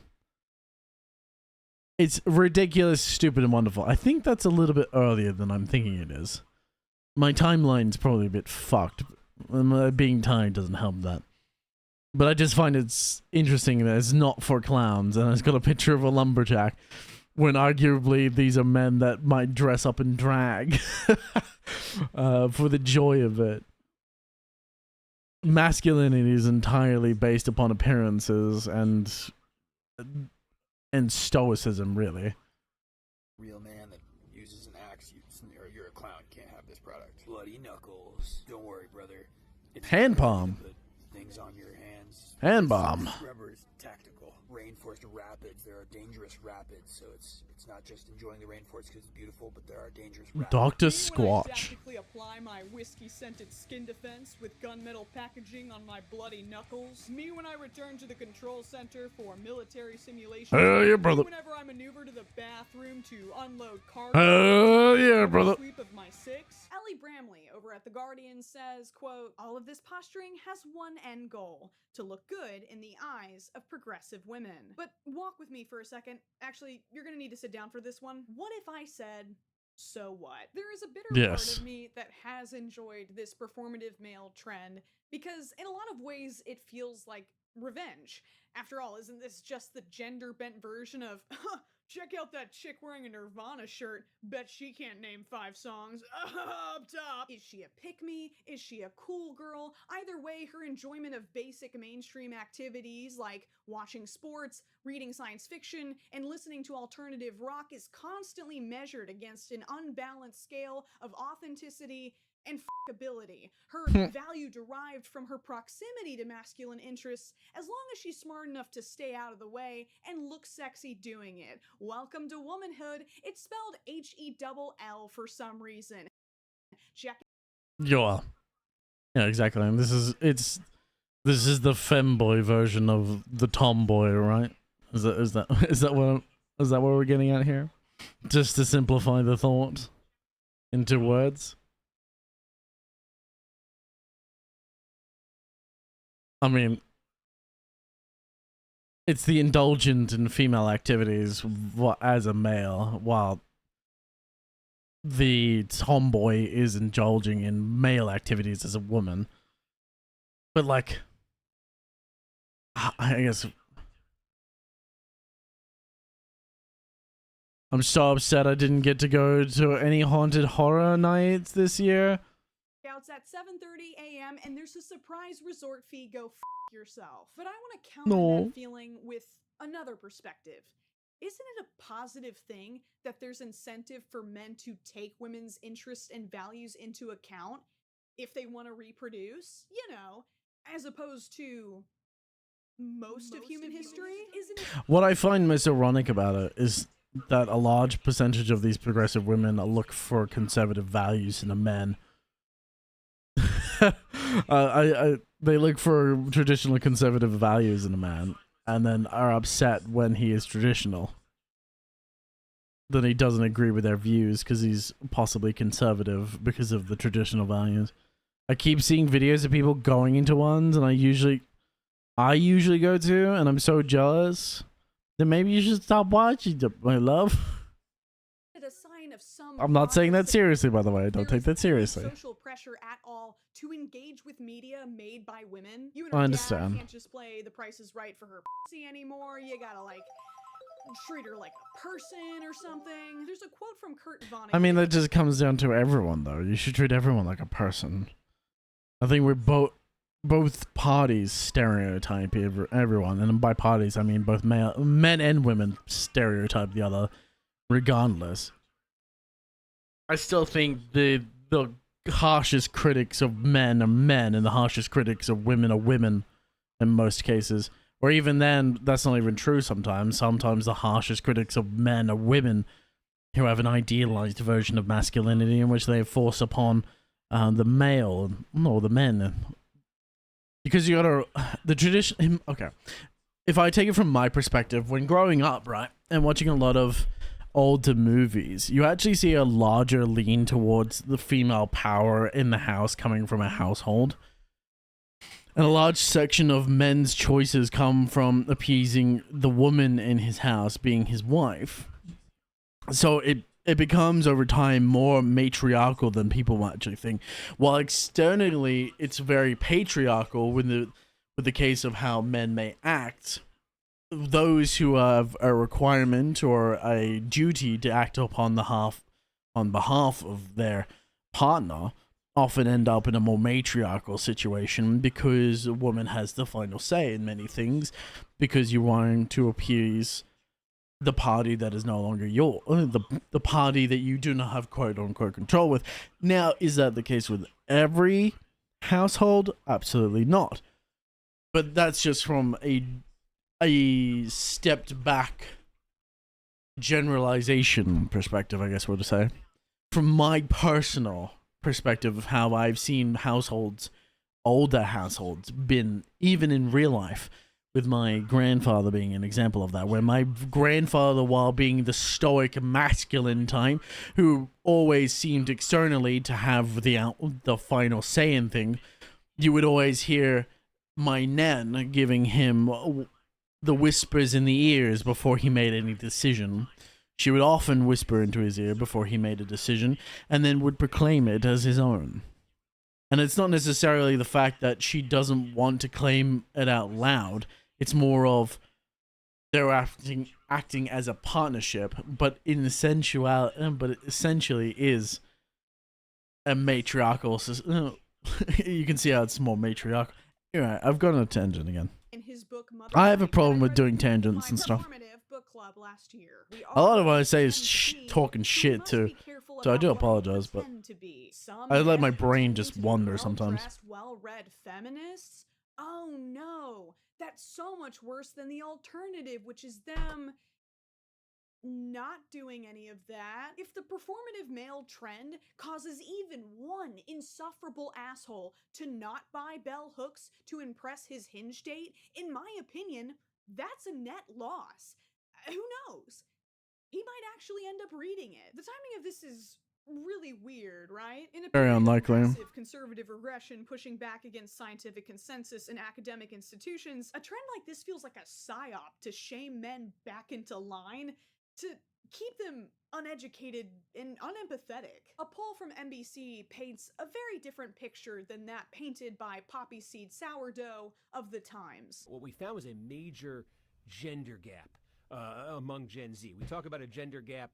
We see this in all age categories. It was even more dramatic among Gen Z, where Gen Z women, much more anti-Trump, much more progressive than Gen Z men. We asked I believe them a it. very interesting question about what their 100% I believe it. define success in life.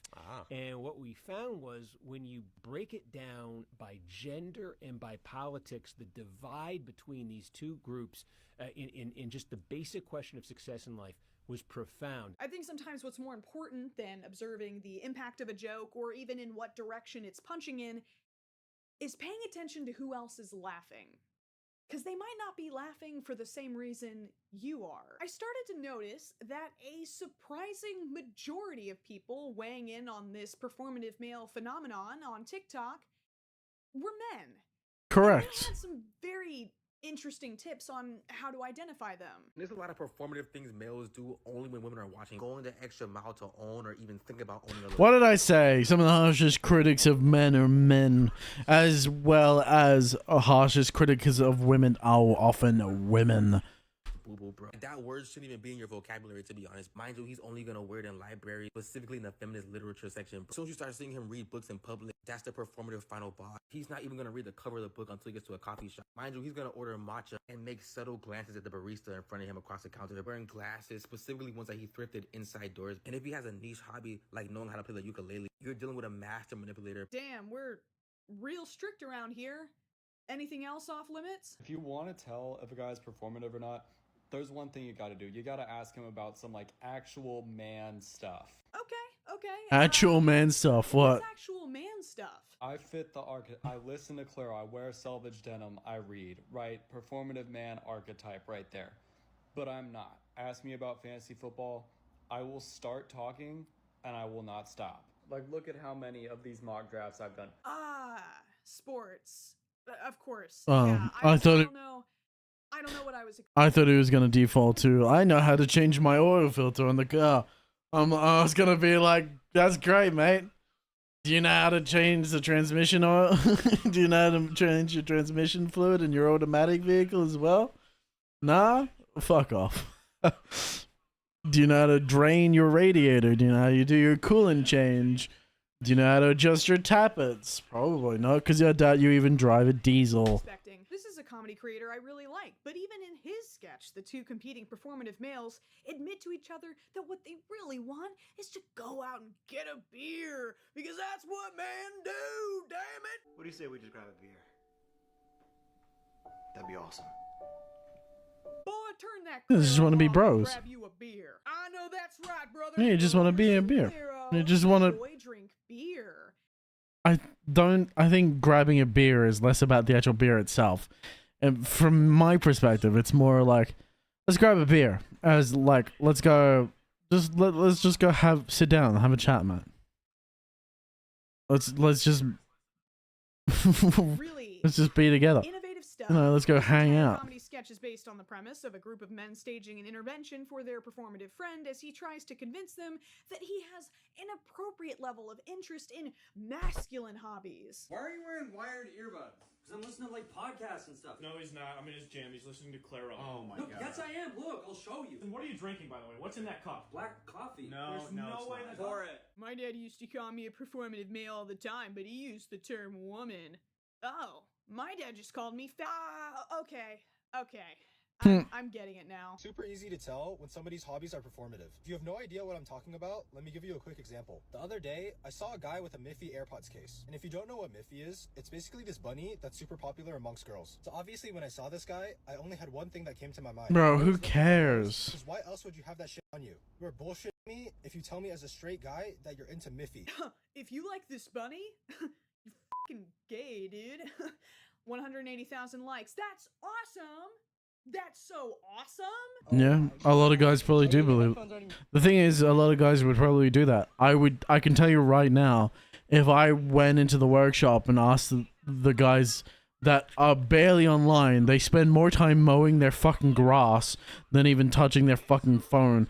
And mind you, they still scroll like TikTok and stuff, but they're looking at how to change. They're looking at car stuff, right? They're looking at changing the minute details of a BMW, for example, or cracking bolts.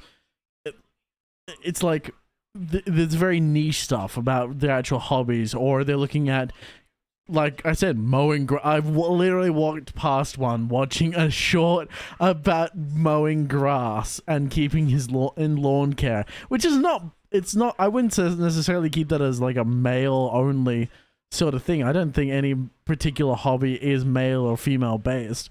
It's all down to personal individual interest. But we're talking about men that just don't care. And if you walked into that workshop looking like this, I can tell you right now you would be called gay. And they would use it as an insult. 100% you would be called gay as an insult and told to fuck off and come back later when you dress like a man, you cunt. I can tell you that's exactly what they would say in that workshop. And I know that for a fact. And that's not the only workshop they would probably do it in, because there are very traditional male views, and the average man is probably like that. The ones that you will see that are less like that would be Gen Z men. People who are more tapped into online culture. I'm on a call. With who, your boyfriend? Excuse me! You made me go my girl! Get it? It's funny because he's like gay, wearing his gay hat and reading his gay book. You get it? I think I've found the pebble in my shoe. Any man who isn't straight or even slightly effeminate would probably have found it a lot sooner. This performative male trend is just aggressively reinforcing traditional gender roles with a woke cloak. Unrelated.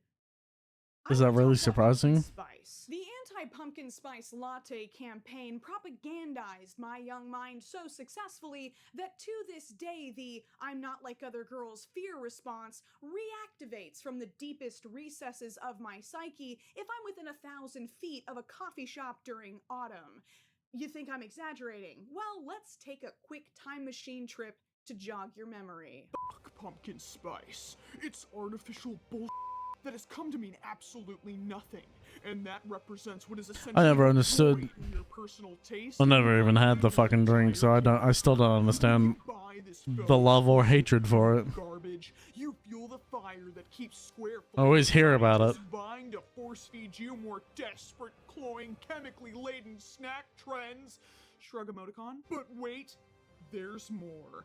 There isn't any fucking pumpkin in pumpkin spice. It's a flavoring. The cultural obsession with hating pumpkin spice was often justified as a critique of overconsumption and unethical marketing strategies. Okay. Because of course, this was the only product contributing to those issues at the time. Yep, as strange as it may seem, only things that become popular with young women have negative effects on society and the environment. Nope, not that, not that, and not that either. It's almost like a lot of people aren't willing to put in the time to engage in activism, but they still want the brownie points. So they latch on to a byproduct. Comparatively to the ones that are engaging in activism that are not contributing to society in the slightest. So they wanna both contribute to society while maintaining the brownie points of activism, while not being unemployed and rioting in the streets because a political election didn't go your way. larger issue instead of the issue itself, as a socially acceptable vehicle for their petty grievances. Rioting is never... No rioting is ever fucking good. Part of a holy crusade. They wouldn't pathologize a magpie for lining its nest with a few shiny trinkets, but they're happy to allow the burden of an entire broken economy rest on the shoulders of a single, overworked, overstimulated animal on the other side of the screen. Who cares if it actually causes any positive change, as long as your personal moral superiority is exalted? Behold, I am righteous, I know I am, for you are not. L ratio next. Oh! Okay. I think I blacked out again. What were we talking about? Your ears are ringing, so you probably should check them for blood.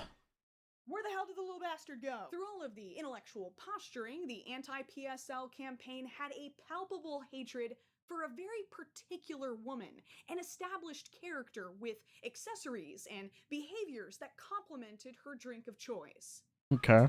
She missing Sound it? familiar? Today's matcha is yesterday's pumpkin spice. Today's performative is the flip side of yesterday's basic. It operates on the... Correct.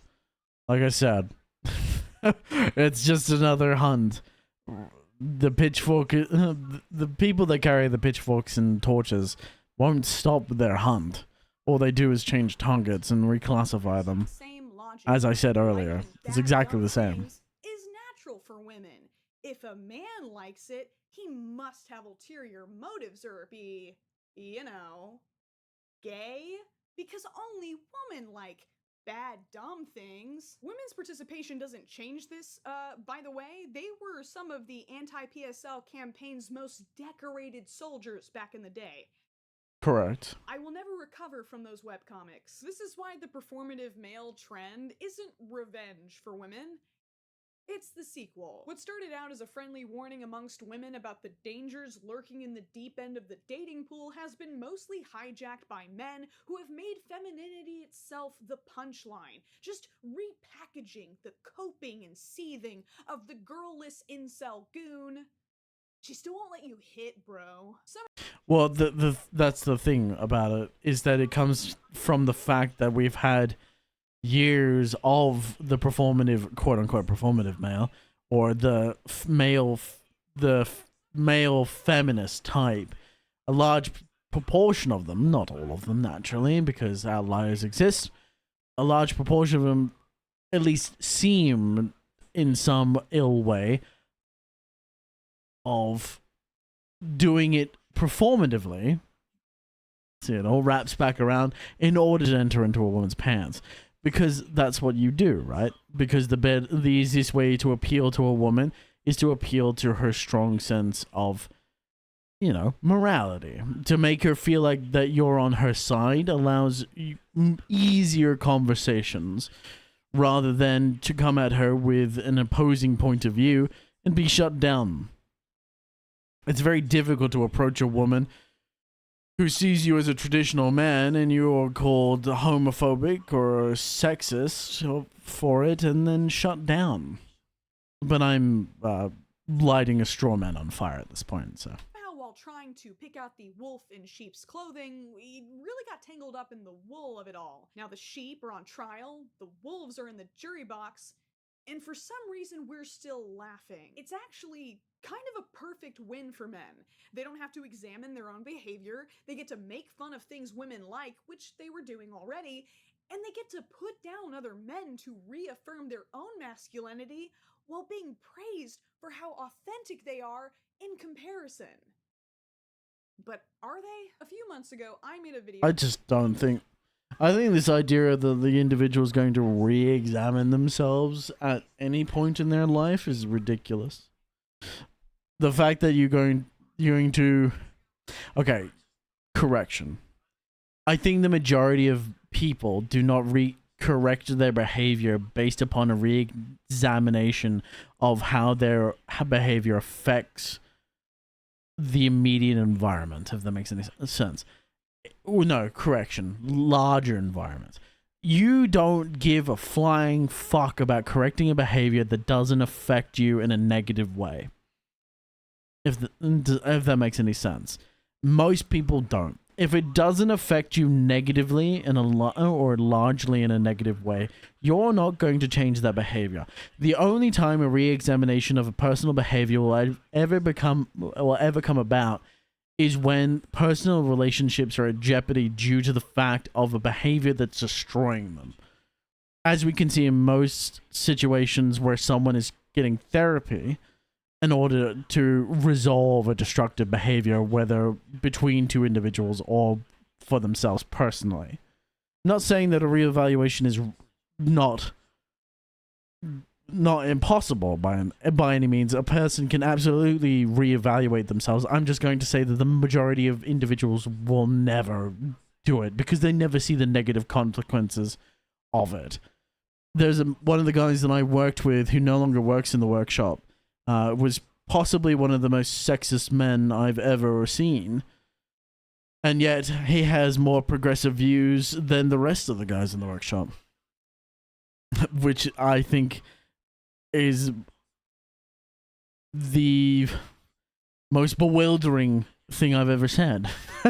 Because it's so true that that actually examining what he said sometimes is amazing. Because okay, I once asked him whether or not he will teach his daughters to work on cars, and he said with a very blank stare, "No, they're women. Why would I?" And then he went on a tirade about how Trump's the worst person in the world and how he should be shot. And I'm like, I was very bewildered by this. Forgive me, I'm going on a tirade. It's anecdotal as it is a representation of the people we're talking, like these macho men, or the general men in society. Most of them don't care. About the internet personality Ashton Hall. They will unabatedly, if you would demonstrate female behaviors, bash on you. It's 100% because the majority of men will do it Coaching content, regardless. if you care, has since devolved into endless self-parody. In that video, I did use the word performative. It's masochistic. It's performative. It achieves nothing outside of this vague promise that it will make you more of a man. What's so interesting about comparing the response to Ashton This Hall is true. to this recent performative male stereotype, though, is that while most people recognized the absurd extremes, few questioned his authentic enjoyment of the core lifestyle he promoted. Of course, man like do business call, hang out with hot chick, drive fast car, eat steak, and have big muscle. Fuck Now off. what man do? I mean, what if Ashton's true calling was musical theater? Good for him. Why do we question matcha, long shorts, and labubus, but not Americanos, fleece vests, and pre-workout? Are you trying to tell Because me it's that not- men's default settings are day trading and FanDuel fresh out the womb? Why do we only accuse men of being performative when they're doing things women happen to like? There was a book that kept getting brought up in this discussion and even mentioned in the criticism section of the wiki page, the exact kind of book that a performative male might tote around in his tote, Gender Trouble by Judith Butler. So I bought it. Never heard of First it. off, hey philosophy majors, stop casually recommending this you psychopaths. Do you understand how much effort it took for my social media poison brain to navigate this linguistic minefield? I think I had to read each page at least 3 to 4 times. Miss Judy B spit in my mouth, beat me over the head with theory using words I didn't know how to pronounce, and I said, "Thank you, ma'am." In this deceptively small book, Interesting. Butler investigates the works of other philosophers such as Luce Irigaray, Simone de Beauvoir, and Monique Wittig in their attempts to define gender and how it relates to the goals of the feminist movement. Butler encourages us Okay. to view gender not as a pre-existing objective reality, but as binary categories constructed by our judicial systems and hedged in by compulsory heterosexuality. And not even necessarily constructed well, more just kind of bumbling cobbled together by what she calls a paternal law, laying tracks just far enough ahead to maintain order. Even the concept of sex, largely agreed to be a simple biological fact, gets kind of blurry when you zoom out. I mean, humans could have just as easily created these important social divides between blonde versus brunette, or blue eyes versus brown eyes, They or used to. tall versus small, instead of this genitalia versus this other genitalia. And that's not even including the complications introduced by the existence of intersex people. It all gets kind of subjective when you start to think about it. Butler's Not really. It's actually rather simple. Because you got to imagine that it could have been chosen by anything, and we're used to. I mean, gingers, the idea that a person with ginger hair had no soul doesn't come from a joke. It comes from the fact that it was believed. Well, not to that extent, forgive me. Not that they actually believed that they had no soul, but because people would be judged upon the color of their hair, upon the color of their eyes. If you were demonstrated to have more African American features as someone of a whiter status, you would be seen as someone of a lower class. You would be judged upon that. We've judged everything and everyone because humans are animals. We are not above the social status of animals' classification and tyranny upon each other. Apes judge each other based upon a number of factors, and will excise a member from the group for a numerous of reasons, and we are no different from that. The only difference is that we believe ourselves above it because of our class of intelligence. ultimate conclusion is that gender itself is performative. Quote, that the gendered body is performative suggests I it disagree. has no ontological status apart from the various acts which constitute its reality. AKA, you don't do things because you're a certain gender. The things that you do create the illusion of gender. That's just not true, though. We have there are literally studies that disprove that idea. Like there are literally studies that have gone over the physical differences between male and female brains. You cannot state that something is and I understand where she's going with this, the idea of the performativeness of male and female being the idea that it's just because of the way you do things being that perspective of being female. The problem is there's a biological reality backing the idea of there being a difference. So the physiological difference between male and female is established through a biological stance or a biological format. You have the idea of the male brain is physically different than the female brain. This is proven. We have years and years. Fuck, the Nazis did fucking studies on it. Like, the majority of our fucking science comes from psychologists, and psychologists' very brutal experimentations that were done to develop an understanding of the difference between men and women, and the influences of testosterone versus estrogen on the brain and in its stages of development, because they are a physiological reality. Sure, it develops a performative nature to it because you are using a biological stance, but the biological stance is required. Anyway, I'm ranting. According to Butler, what we do is heavily influenced by a need to survive in systems that regularly punish those who fail to do their gender right. Our gender performance is a response to an endless stream of demands to be a good mother, to be a heterosexually desirable object, to be a fit worker, to avoid getting made fun of on TikTok. These are always just natural stances in society to become a natural provider for a family. These are biological requirements, not necessarily performative requirements. If you're maybe performing your role in order to meet these requirements that are seen as a biological imperative for the necessity of breeding, but it's not necessarily performative because you don't sink into that. Anyway. Whether men are reading the bell jar or playing fantasy football, they are performing. So are you.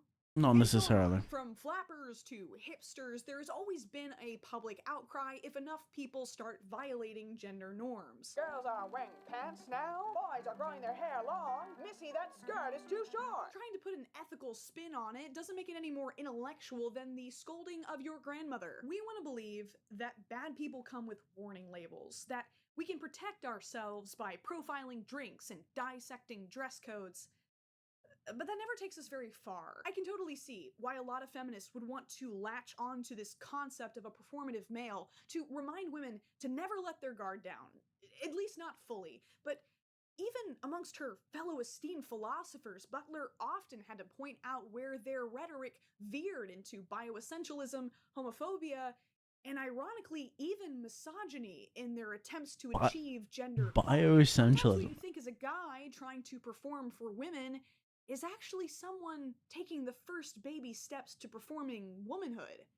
Sometimes the person you're unintentionally making fun of is yourself. Here's my grand thesis. This trend sucks. Any awareness it might have raised about dishonesty in dating has been outweighed by the cons. AMAB people are mocked for experimenting with their gender expression, or even dressing slightly alt.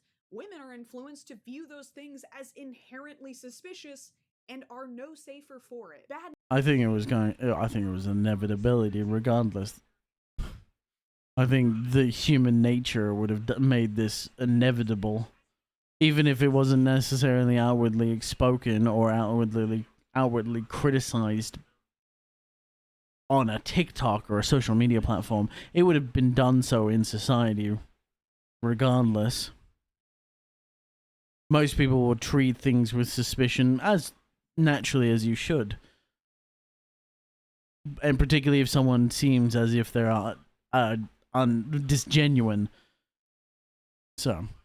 Men don't need a matcha latte to hurt women. In fact, if we allow men to drive each other back into insulated, male-dominated spaces where their prejudices won't be challenged, that's less safe for everyone. That's inevitable, though. And the same goes for women. People always drive themselves back into insular spaces, regardless of how much you try and pry them out of them. Even the Enlightenment struggled to pry people out of the backwards nature of thought. Hence why religion still exists. I'm not excusing the behavior, but I want to open a path out. The performative male feels like yet another side effect of a self-destructive hypervigilance I've noticed increasing in my peers. A constant need to question the intentions of others and prove that yours are pure. You're not one of them. You're self-aware. You're in on the joke. You have to be the righteous crusader that can do nothing wrong. The most performative thing I've ever heard of. I've gotten countless videos on my FYP from every gender on every topic with a caption along the lines, "You can always tell when someone is doing blank performatively and not as a reflection of their true spirit." No, you can't. And why do you f***ing care? Back in 2024, because they have to care. Wrote an article about Gen Z reading performatively. A guy I'm being somewhat satirical on that. But they feel like they have to care because they believe everyone else does. Just posted an Instagram story with the famous pink cover of Simone de Beauvoir's The Woman Destroyed, I assume with the hope of pretty girls sliding into his DMs. I wonder if he even opened the book. According to my friend Noah, a fellow female writer, the main issue with hot men and paperbacks is every time I see a man read, I am utterly convinced they are pretending. She ends by acknowledging her hypocrisy as she chooses a book that's more impressive to post on her own account. This is a miserable way to live. Just read. And if you're really that worried that somebody else is pretending to read, maybe talk to them about the book for like 5 minutes? This is accurate. I agree with that. Obviously. Oh, that's the most simple. Obviously, the simplest way to prove whether or not someone has read something they've claimed to read is to quiz them upon something that's actually you know about the book. Insanity. That's why I don't. The mindset that if it looks But the problem with that is it becomes an interrogation, and in the moment you make it in an interrogation, people are immediately putting themselves into the back foot. So you're creating a hostile environment where the person asking about the book becomes the interrogator, and the man becomes the interrogated, and so it creates a power dynamic, a mental, non-solidified power dynamic where he's instinctively being believed or he's under the impression and is being accused of being performative, quote unquote, or not possessing knowledge in which he actually has done. So he is being called out for it and believes now he has to be defensive. He has to be defensive about whether or not he's actually read the book. So that has an inherited problem about it as well.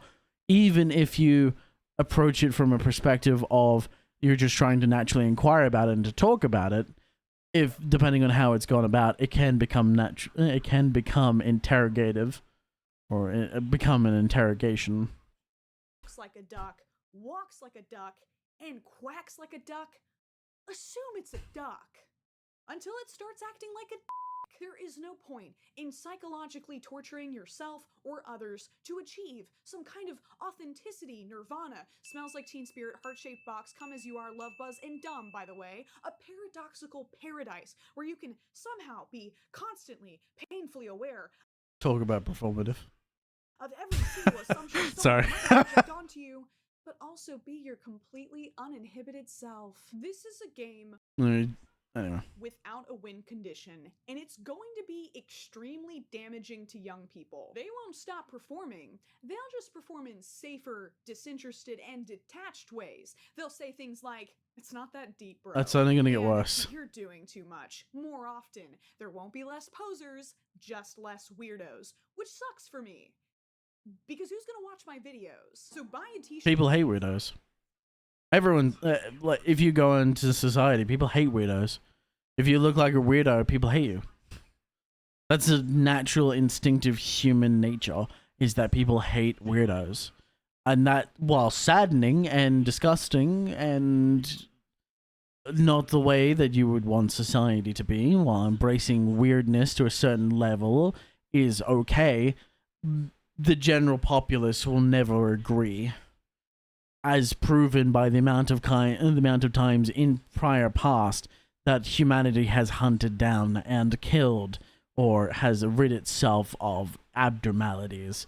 For the easiest example I can point to, which is an old example, mind you, but there was the young woman who was accused of being a vampire, whose grave was dug up or excavated, and they found the only reason that she was believed to be a vampire is because of her malgrown tooth.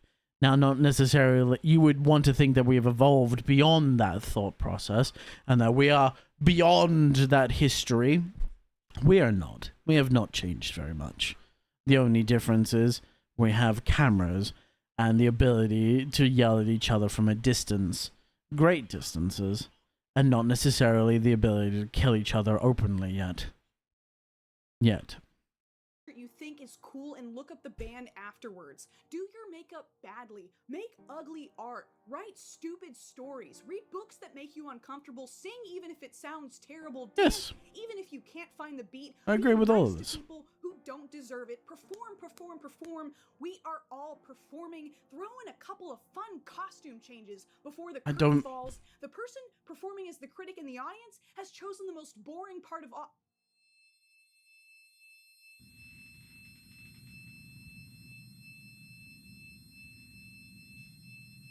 I don't think it's performative.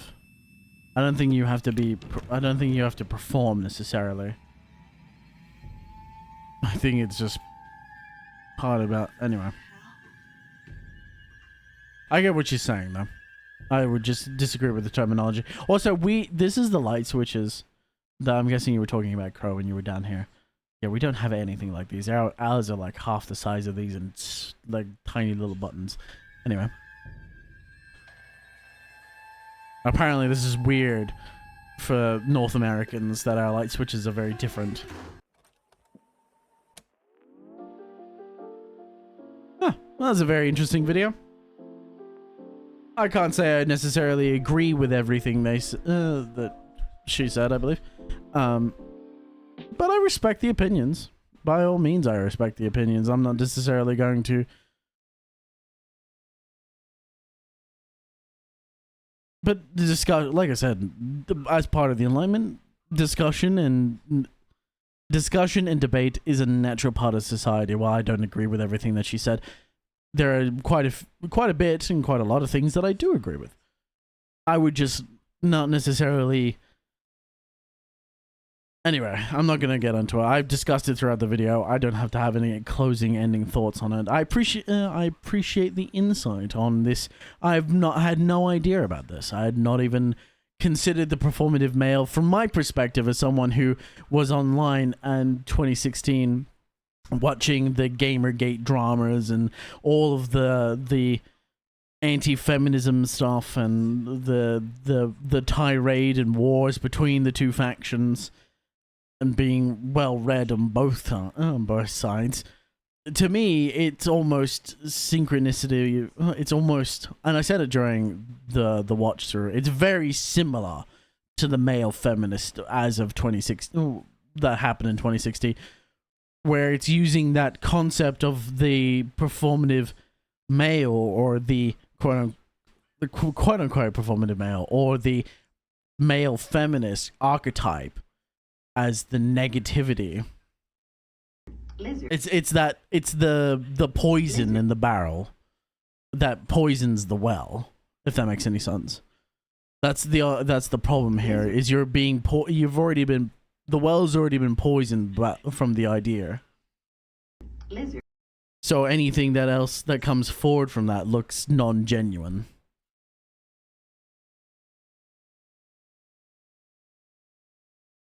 Anyway, that's all. That's it. I think that's it. Thank you for the. That was a very interesting video. I don't know if she allows reacts. If not, well, she's got fucking 2.8 million subs. I've got very little. Unless I post this to YouTube and layers an edited video and it blows the fuck up. We'll see.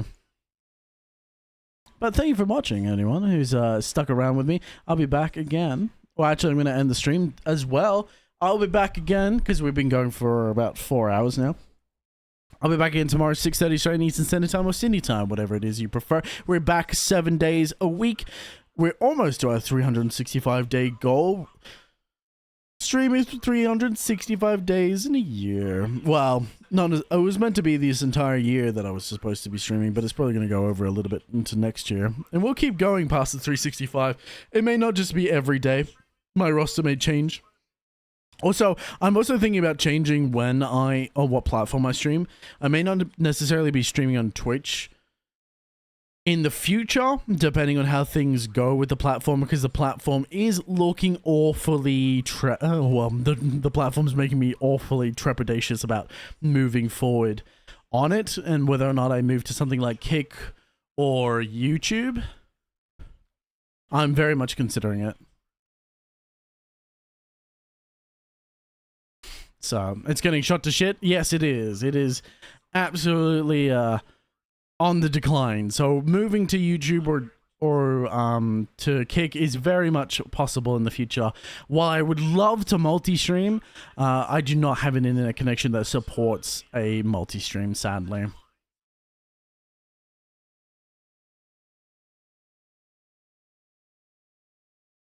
So, but yes.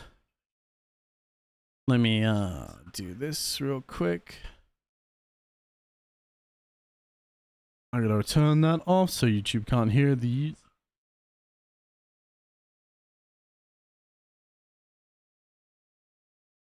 There we go.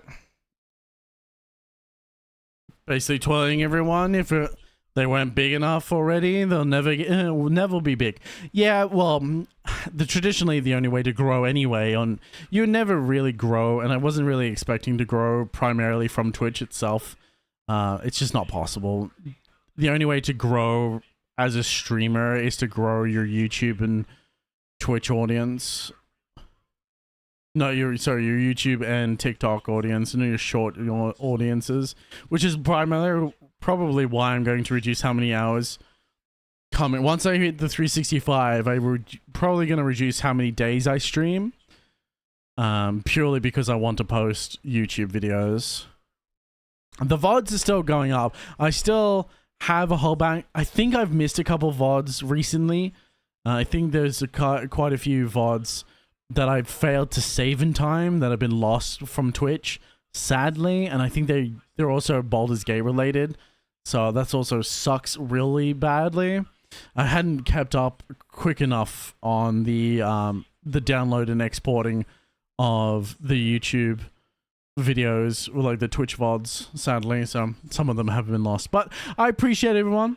If you want to see me again, I'll be back tomorrow with more Baldur's Gate, actually. We're going to be... What are we doing tomorrow? Oh, we're going to be doing the inauguration of... if I can speak, inauguration of Gortash tomorrow. So if you want to join me there for that and enjoy that kind of content, please have fun with me tomorrow. Sorry, I got distracted.